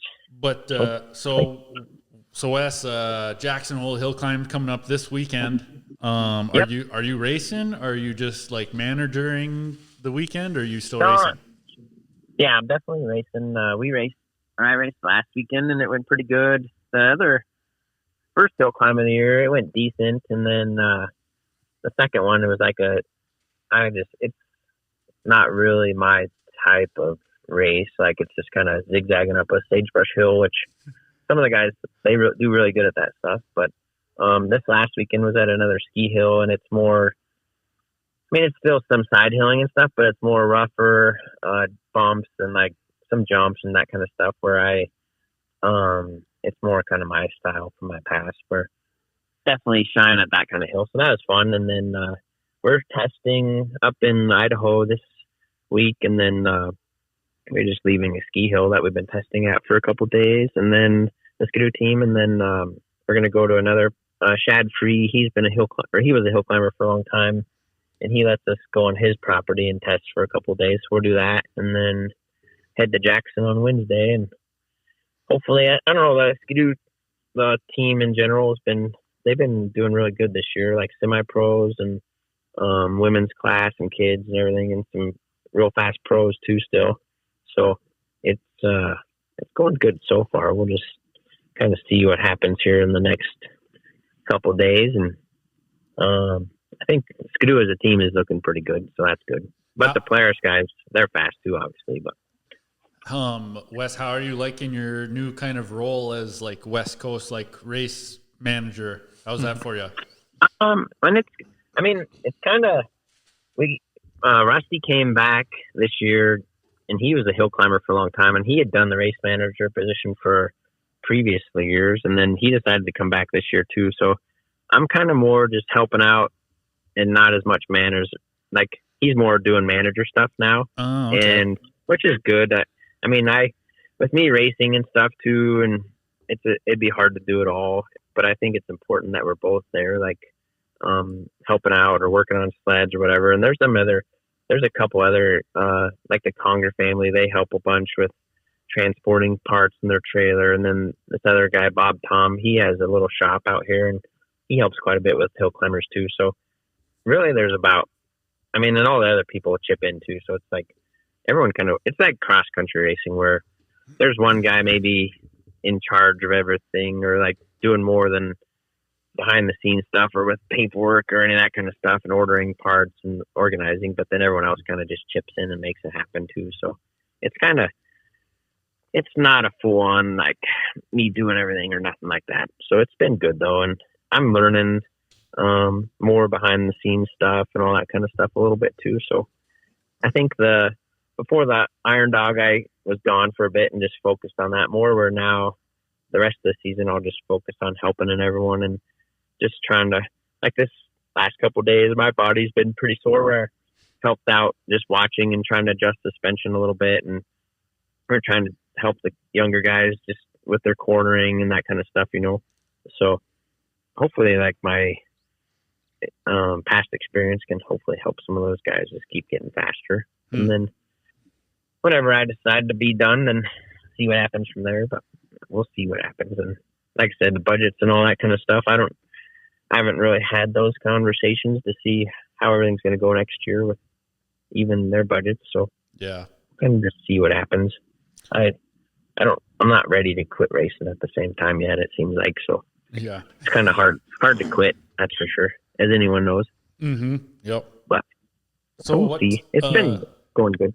What classes are you racing at this weekend? Because they have a lot of classes, but when I'm tuning in to watch, what classes are you racing?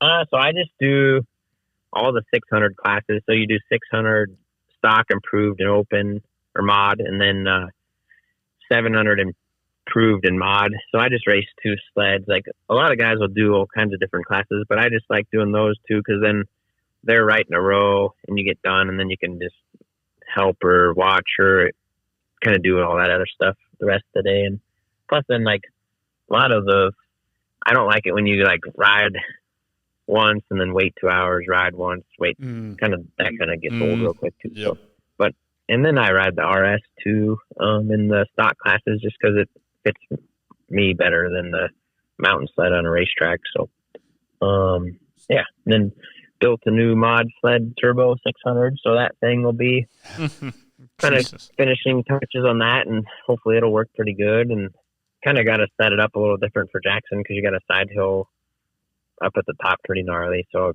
run a skinny front end and all that stuff. So hopefully I don't look too, hopefully I don't struggle too much on it, but we'll see what happens. Sure. But yeah, so that'll be good. Other than that, just kind of help everyone else out. And like a lot of focus goes into the 900 and the stock turbo and the open mod classes, just because that's like Polaris and Skidoo. It's like bragging rights for the mountain sled segment, Yeah. They don't really, for what I'm doing, they don't sell any 600 RSs. Yeah. Yeah, like they're not. Yeah, and like the 600 turbos that Garth and I and some other guys are building and riding, they don't really sell any of that stuff to it. So it's like the main focus is the other classes for bragging rights and marketing and all that stuff. Yeah, for sure. So, yeah, we'll see what happens. And I think we'll be all right. There's fast guys in each class. I'd say in each class there's always about 5 guys that can win a race or not. So we'll see. Just kind of everything's got to go good. Huh, cool. Hopefully we'll be giving you a call after next weekend about winning. Yeah, hopefully it'll be good. Yeah. What about, are you hitting up Kyle to paint any of them old cars for you, like you were talking when you were in here, or what?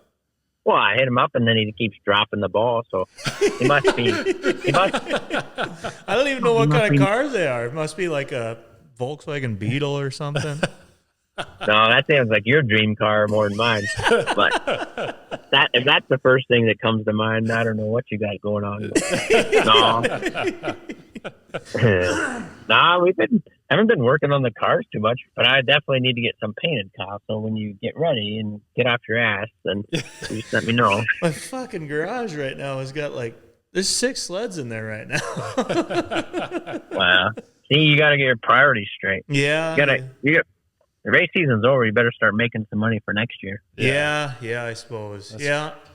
I'll get going here, get it all lined up. Yeah. Now, if you want to, I got some. We just picked up. I just went to Oregon. Like after the last hill climbing, we picked up a standard cab short bed Dodge D100 2.0 drive. So that thing's pretty cool. Yeah. It's pretty good shape. But I've always wanted one of those short bed standard cabs because everyone else has C10s and Fords and stuff, and it's like you don't see as many as the D100. So I was like, that'd be cool, especially since we're Mopar guys, anyways. But pick that up. And hopefully we can work on some cars this spring. We'll see. But yeah, I'm kind of in the same boat. I need to work on my own shit, but yeah, never enough time in the day. No. But so it'll be good. What you guys been riding dirt bikes yet or anything? It sounds like it's been pretty warm out there. No, we were about a week or 2 weeks away from riding, but then we got just a little bit of snow and this cold snap now to wreck it, and now we're delayed again, probably another 2 or 3 weeks. So, gotcha. Well, hopefully it'll dry up. It kind of sucks. Mud season sucks. I plowed off a bunch of jobs here last week when I was home to hopefully start digging sooner than later if it stays nice. But then we got a bunch of snow, and then I think when we're going testing tomorrow, they got like 20 inches of snow the other night. Holy shit. So, yeah. More than we've gotten in the last 2 years combined. Yeah. Yeah. So it's that time of year out here. I think March is usually the snowiest month out here, it seems like, but jeez, we'll kind of see what happens. We haven't had that much snow except for like rabbit ears and stuff has been good this year, but over by Steamboat Springs. But you go there riding during the weekend, it's all the Midwest flatlanders like Minnesota, North Dakota, Wisconsin, all that. That's all the plates in the parking lot. It's pretty funny. But I don't blame them. Like, no snow out there. You got to go somewhere. Yeah, for sure. We'll see. Are you guys? They didn't have the banquet or anything for the cross country? Are you guys going to that or anything? Or Kyle should be going, right? Yeah, this next weekend. Saturday. Got to pick up your big check for fifth. Yeah. Oh, Yeah. I'm sure it's a big one. Yeah. $25 and a high five. Yeah. Maybe get some power mat hand guard or something. Yeah. Shit, I take that. No, that's cool. No, that's good. Did you? Are you guys gonna go to Duluth for the snowcross races? Probably. Myself, probably not. I'm not sure. It's up in the air right now. I went there, I don't know how many years ago it was, 2015, 2016 of sorts. And it's just, there's so many people there. It's kind of hard to watch. Yeah. Yeah. Like that hillside gets so packed. My wife is sick about hearing about sleds, so I haven't brought it up yet. That's funny. That'll be good. Well, hopefully you guys can get out and enjoy it if you do. Yeah. Kind of seems like they were in Eagle River, it looked like last weekend, and the whole center of the track was like water. Yeah, supposedly they were pumping water like 2 or 3 days before the race and continuously pumping water the whole weekend. That'd suck if you went off the track and went in the middle and got soaked. Just drenched. Like your sled just sitting in this deep water. That sucks. Yeah. That's funny. Nah, right on.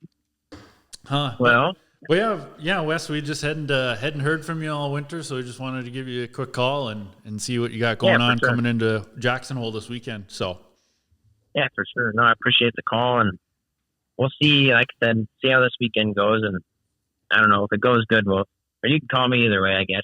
I might be grumpy and I might be happy. No, it'll be good. Be interesting. So, well, hopefully you got enough brake pads for all them runs, Wes. I stocked up.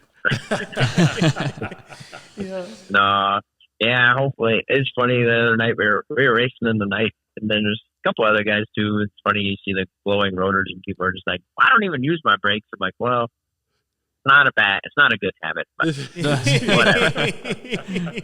Arctic would probably still be in business if they didn't have me or Simon's race for them for a while and burn up all their brake pad budget. But no, it's funny. But no, well, we'll keep. You guys have a good weekend, and then we'll touch base and see how this weekend goes. All right, sounds good, Wes. Good luck. Good luck. All right, buddy. We'll see you guys. Yeah, we'll see you. See you. Thank you. Wes Selby, the mountain man himself. I thought he'd crash one of his kites he flies in. I thought he died. I don't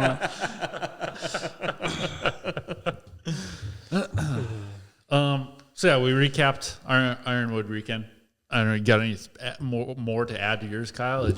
Congrats all the guys who are doing good in the points. And yeah, so I'll just run through. There was a couple from this weekend of watching the races.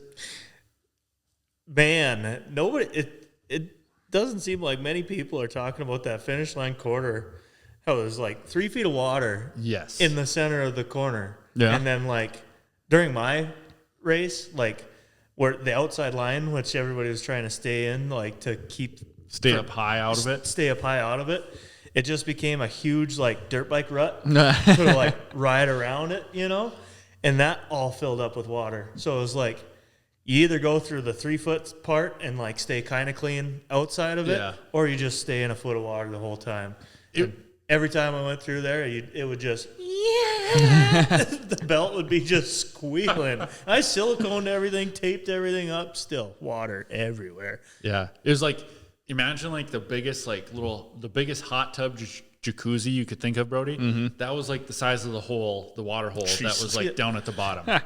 And it was probably as deep as the jacuzzi. Yeah. But it took up the whole course. You had to hit it. Yeah. I talked to Evan for a little bit there, and I was like, "How do you hit that thing?" He's like, "I don't know." And you just hit it. And Aaron Christensen was standing there. I was like, "How do you hit that?" And he's like, "Just go through it." Like, no shit. No. He said, "Go through it. It won't take in any water or anything." So I just went through it a couple times, and It took in water. He must have had a line through there because he went 1-1 on the weekend. Yeah. Well, yeah. Aaron Marshall, Jesse, Paul Brown, Tate. Good job by all them guys. Props to you guys because that was dog shit. Yeah, it sounds like it. But Luke, too bad. So we had Luke on the Shop Talk program for motocross. Mm-hmm. Yeah. Too bad we didn't have him on this program for cross country though. Yeah. It would have been a Shop Talk semi-pro championship. Yeah. With Luke. That would have been wild. Luke Van Lysel. I think he did. Did he do improved too? Yeah. Yeah. So yeah, props to Luke Van Lysel. No, Oliver Olson won semi-pro improved. Oh, really? Yeah. Good job, Oliver. Yeah, good job, Oliver. Brandon Walter in second. Oliver Olson, he had a hell of a year on the ice. Yeah. Like he did He's really good out ice of rider. the Hatine camp, Oliver did really good. So yeah, Luke got third. Derek Coletti in fourth and Tyler Brown in fifth. Good job, Tyler. He was competing with him like every weekend. You guys, we would be 1 second apart every weekend. He beat me by a second every weekend.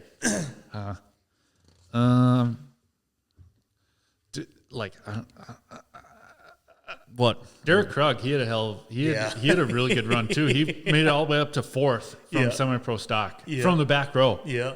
Yeah. You should have just put a hook in him, Kyle, and just. I probably could have tried, but there was no way I could do the things that those guys were doing. Yeah, he had a really good run. I didn't even see that. Yeah, I don't know. I don't even know if my sled was running right. I didn't look at the attack or nothing. No? I was just listening to the rocks slide around in there. And From the viewing area, we could just hear just the rocks slap in the woods. Oh my gosh. and the carbide just Yeah, like it had a distinctive sound where you could just hear it. and then you could hear the when the rocks would get sucked up in. Man, there were some jack stand tuners there this past There week. was. There was a handful of them. I wanted to. Maybe we're making it worse No, talking about it. Not even a jack stand tuning. It was on like a cart, you know? And just until it was like shaking. The sled was shaking. There was somebody actually just sent me a video on Facebook. Jack stand tuning? Yeah. Ben, Oh, love that shit. I love it. But like probably like an 8-second pull. Just fucking holding her pen. Ben Dieball. He said, see you boys put together that jack stand motor warm-up tutorial. And here, we got sound, Brody? Yeah, we got sound. Whoop. Oh, I turned it down.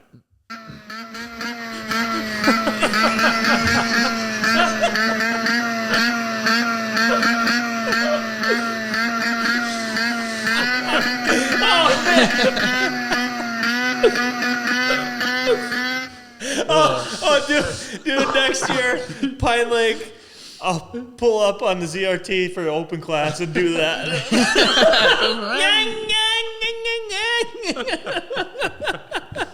So that was a pretty good one to get sent that. So Yeah, that's pretty good. I'll hold it wide till it's just shaking and then burn up the pads right on the jack stand, right on the starting line. And then start singing. yeah, ding, ding, ding, ding.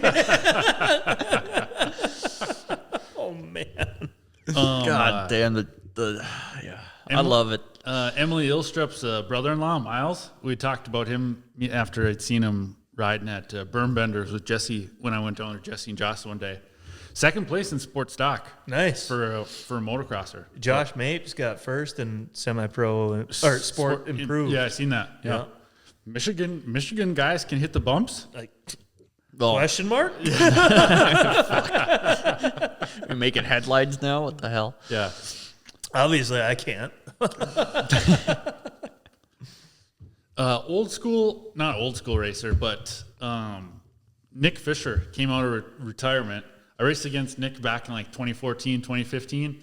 I think he might have won the semi-pro championship. I remember the name. Yeah, and maybe he did 1 year pro. I'm not sure, but I recognized him, and then he was standing there talking to the door, and said, "I was like, I hate getting people's names wrong, especially you think you know, but you don't know." I was like, "Are you Nick Fisher? Like 194?" Yep. It's like, oh, okay, I knew I had it.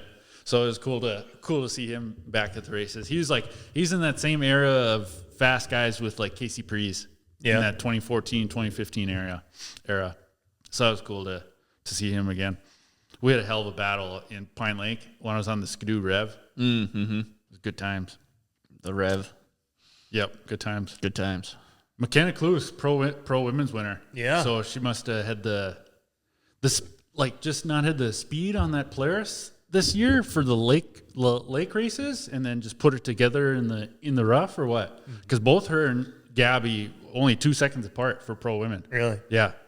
So they both had a really good run, and then Unity third. And I talked to Levi Novacek, Reese's dad, and he said that she was kind of just struggling this weekend. But so I think there was a lot of people in that same boat. Couldn't get it quite figured out. Couldn't quite figure out the lines in the mud. Yep. Yeah. And how to ride on tar. Mm-hmm. With the snowmobile. There was a straight up and down section that was all mud and rocks. straight up and down. Straight up and down, so you had to hold it wide open. Cool. Oh, man. Like, props to the little kids that were going straight up and down. Yeah, it was straight up and down. But there was like a mogul at the beginning of it. Uh-huh. So like You almost jump and your in. belt was just slipping from running through water like And now you a got to go quarter straight mile up a hill. before. Now you got to land in mud and ride through the mud where it doesn't want to move very good, and then point and shoot straight up a hill. Yeah, that was. It was a steep hill. Like, it was, I believe, talking to her if that was where he went off the track. Oh, like man. off the right side Yeah. into the Toolies Yeah. and had to side hill his way out of there Oh, no. That's horrible. in the pro stock final. There was a tree at the bottom of the hill down there. That thing would not get out of my way. Every lap I'd come around and it'd still be there. Huh. Trees are berms that don't move, Gunner. Yeah, there you go. Trees are berms that don't move, Gunner. Sorry. Huh. I'm Right. done. I'm done hitting buttons. Why? You seen how much joy it just brought us? It ruined. I have to stop thinking of what you are saying to think about what button to push and when I should push You it. should And so label. like, I got a label maker. Katie has a label They're maker. labeled in the program. I Yeah, can see you can see trees, laughter, D-bag. But then, but then you have to go back and then click through. Yeah. Yeah, bah, bah, bah. That's all stupid computer stuff. But yeah, it ruins the conversation for me when I have to try to think about, what button should I push? It's dumb. I'm not doing it. I think you would have had a great time out there, Brody. My mechanic was drinking beer. Yeah, no, I bet I would have had fun. VS3 was drinking Twisted Teas. Of course he was. Does he drink anything else? Tweez. Just Twisted Teas, morning, night, lunch. Shout out to Carter Deason's kids, Bryden Deason and Kinsey. They went 1-2. Nice. 10-13. So they had a good year. I believe Bryden won championship. And then Matt Prusak's kid in third there, I believe. So yeah, Pine Lake. Cool. There was one corner that I had fun in right before you hit the tar. It was like moguled up. Yeah, that was a fun one. So you could double into Yep. the moguls and then come down. That was fun. Yeah, that's kind of cool. That's about it. I had a really good line through right there. Just the one corner. That 15-foot chunk. Yeah. Just double it perfect. Come down right to tar. And Ree seen the tar on Thursday evening when we were talking to them in the pits. So Didn't care. Ride the tar. Yeah. And Just pin it on it. So it just tears the Oh, man, I shit remember- out of that track. like 2013, 2014 in Oslo, they had told people to try to slow down crossing the roads. Mm-hmm. Like, hey, like try to Not spin. not spin.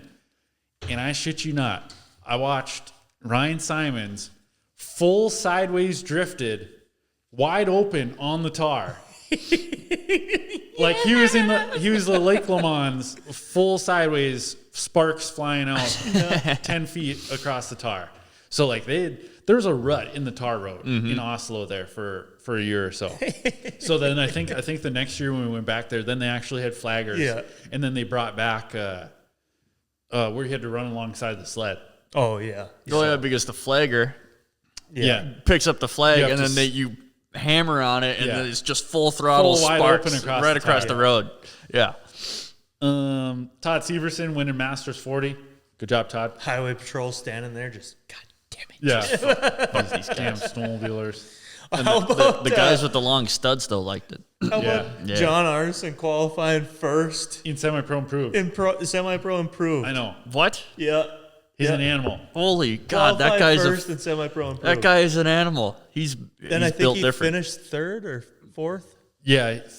Top 5 for sure. Yeah. Not sure. What the hell's that guy made out of? Made out of metal, wood. Iron Man. Tommy Quam winning Masters 50 for the championship. Yeah. I got behind Tommy on the ski hill, and like he was going just fast enough to where it was icy, to where I like couldn't find a line to pass him up and down the ski hill. So I was just yelling. I was just like, Tommy. I don't know if he heard me ever or not, but he eventually looked behind me and I got around him then. So that was kind of funny. But yeah, Pauly V, Classics champion. Heck yeah. $3. Good job, Pauly. Earned yourself $3 there. Mm-hmm. We got to get people on the Shop Talk contingency program. We got one. We're giving him $3. Yeah. Poly V. Well, we got to advertise it. Maybe we'll get applications. Eric Thompson wanted in on it for one longer races. Yeah. So Yeah. We'll send Pauly V a check, but tell him don't cash it till don't cash it till I get that 5th place check. Yeah, we gotta get some shirt sales going. I was thinking about just 3 crisp Yeah, new dollar bills If that you we could see give them at the awards banquet, Oh, yeah. have Katie take a good picture. You know, it'd be funny if we all signed, like, individual the $3, signed over the whole dollar. Yeah, exactly. All 3 of them. Yep. Yeah, that would be Then they perfect. give it to 'em. That would be good. Yeah. That would be. I wrote down some improvements here. I think of what would be cooler or better. Open up the ski lift. Oh, yeah, so people can go. Have the ski lift going, so we could have gone up and down the hill. That would have been cool. Have like just like in Jackson. Yeah. yeah, like have a little viewing area up on the top of the At the hill top of the that hill, you yeah. could fence off and just watch up there. Watch a different vantage point. I was thinking about that. That would be sweet. That would be cool. We paid $25 for a ski pass. Have the ski lift going. Yeah, what the hell was that all? Yeah, is anyone skiing? No. No. We just tore the shit out of the hill. Yeah. That's all we did. But then, like, having the little closed off area up top, my next point kind of goes away from it, is to open up the hill. Me and Dad ran across the track, like, in between semi-pro and pro. We're like, yeah, we want to go watch the mud section. The mud is the fun part to watch. Yeah. But then the one sweep rider guy kicked us out. That would have been a cool spot to watch. Watch everybody just. He's like, he's like, no, for insurance reasons, you can't be back here. I was like, well, Emily and Alex are over there. Well, yeah, they're media. I was like, we're Shop Talk Media. Yeah. So maybe if I would have went and talked to Todd and signed in. Emily, don't post any of the pictures of me on. I see her there. I was like, this is not cool. This is only for my embarrassment. I'm just trying to make it. I'm just out here surviving. So yeah, maybe if we would have signed a paper waiver, we could have went back there and watched and took pictures. But like that's why GNCCU is so cool because because you the can crowd run the track. is right next to the track in the mud hole. Yep. Like imagine how cool it would have been, Kyle. Like you didn't get to run through the mud hole. Like they'd changed it by the time you went through. But if you had just a group of 20 people just standing around that mud hole, Yeah. every Just lap. screaming, throwing beer can. Yeah. The ISR meeting is coming up, Kyle. Do you got any? Are we going? Yeah. Should we go and just film the whole thing? Do you got any changes you'd like to see made? The price? Protests. Yes, of the ISR insurance. Make it free like it was back in 2014. Yeah. Prior to 2015, there was no paid for ISR insurance. Why don't make it $25? Free. Sure. They say, well, we got to have a little something. $25. Here you go. Yeah. Free. We got to make a little something. Have an event. Have a raffle. Have a waffle. A waffle. Waffle. There you go. Have a raffle. Pay for your ISR insurance.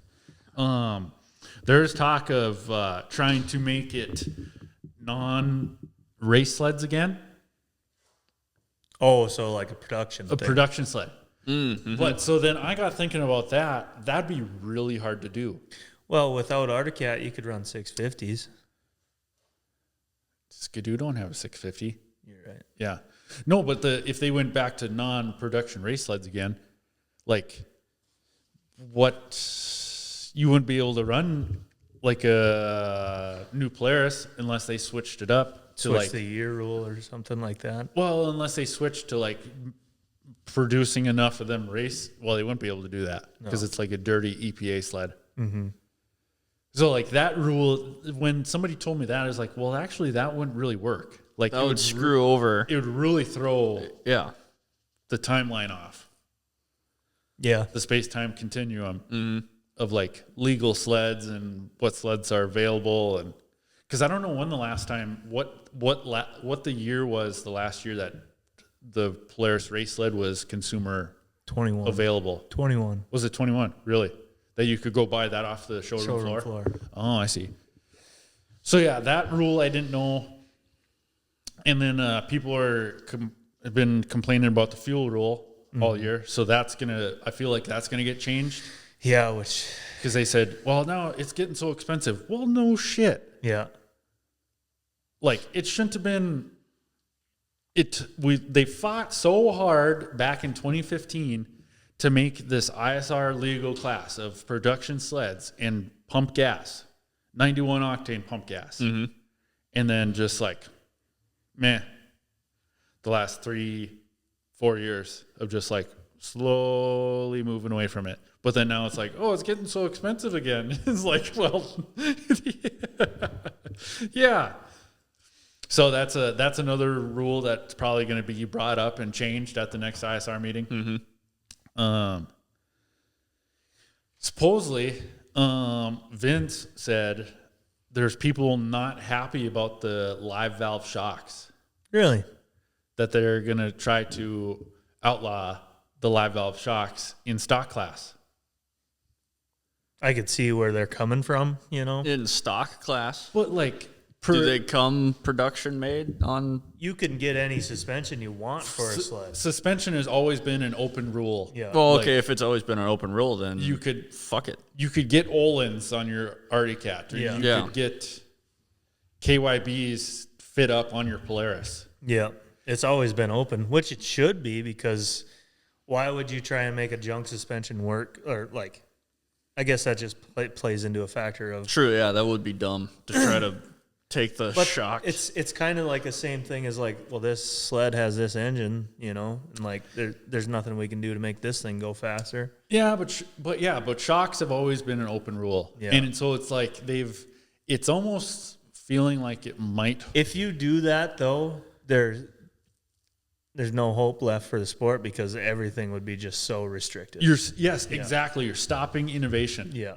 Like I told You're not Vince, going to advance. Like, that's a total advance in the industry. Yeah. You're not going to advance past like anything, like besides like, oh, we have to run these shocks. Yeah. You're not. And Yeah. that's all like snowmobile, like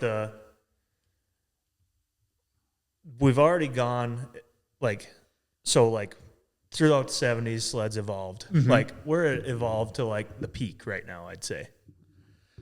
You'd have to think so.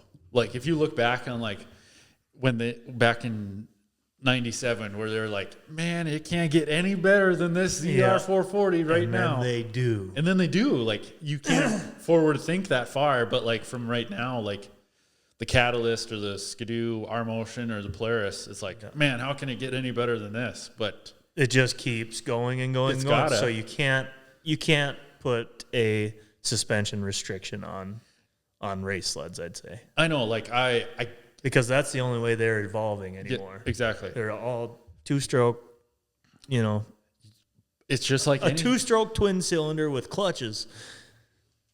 That's what they all are. Like, that's what makes a snowmobile. like me and Vince said, it's like you make something that's so good that people are like, oh man, maybe we shouldn't have allowed that. Yeah, we Look can't yeah. figure that out yet, so you shouldn't have it. Look at the Sioux, the Yamaha Apexes at the Sioux. Yeah. Dominate 2 years in a row. Whoa. Yeah. You are too fast. Yeah. You are too much of a machine for this racetrack. So you can't put that restriction on. I'd say God, that would because be- it kills. It kills. That would be shitty. It's going to be brought up. Who's ever bitching about that?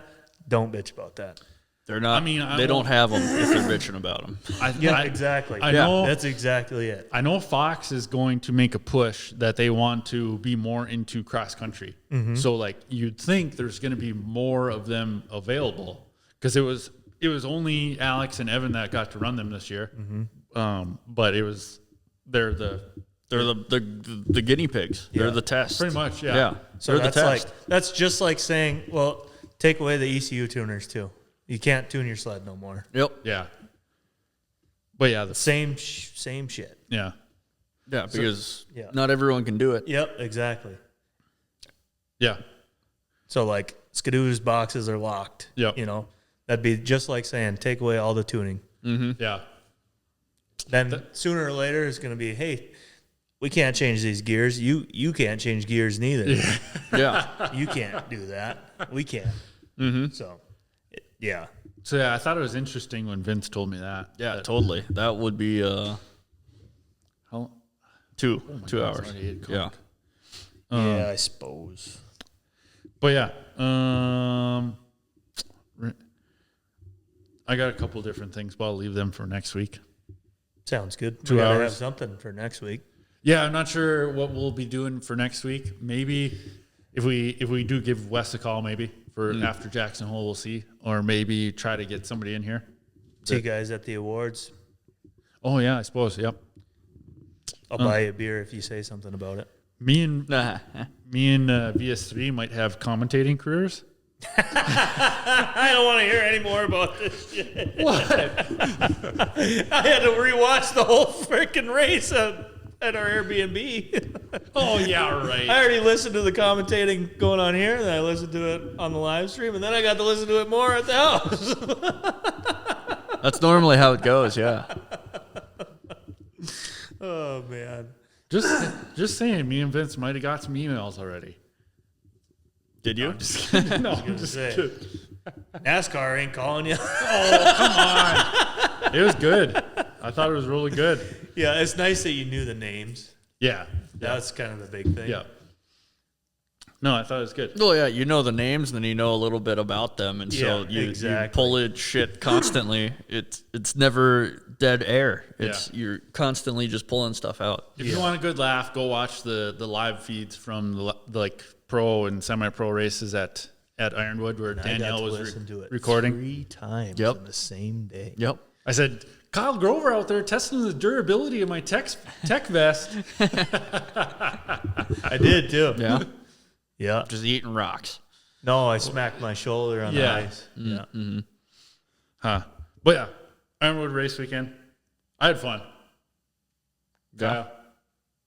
My elbow started acting up. My one that I heard at Pine Lake Yeah? after that wad up. You smacking on the ice of the hill or what? I don't know. Maybe. But yeah, it started to get sore. Ooh. So yeah, you probably hit it. Yeah. Yeah. But, well, okay.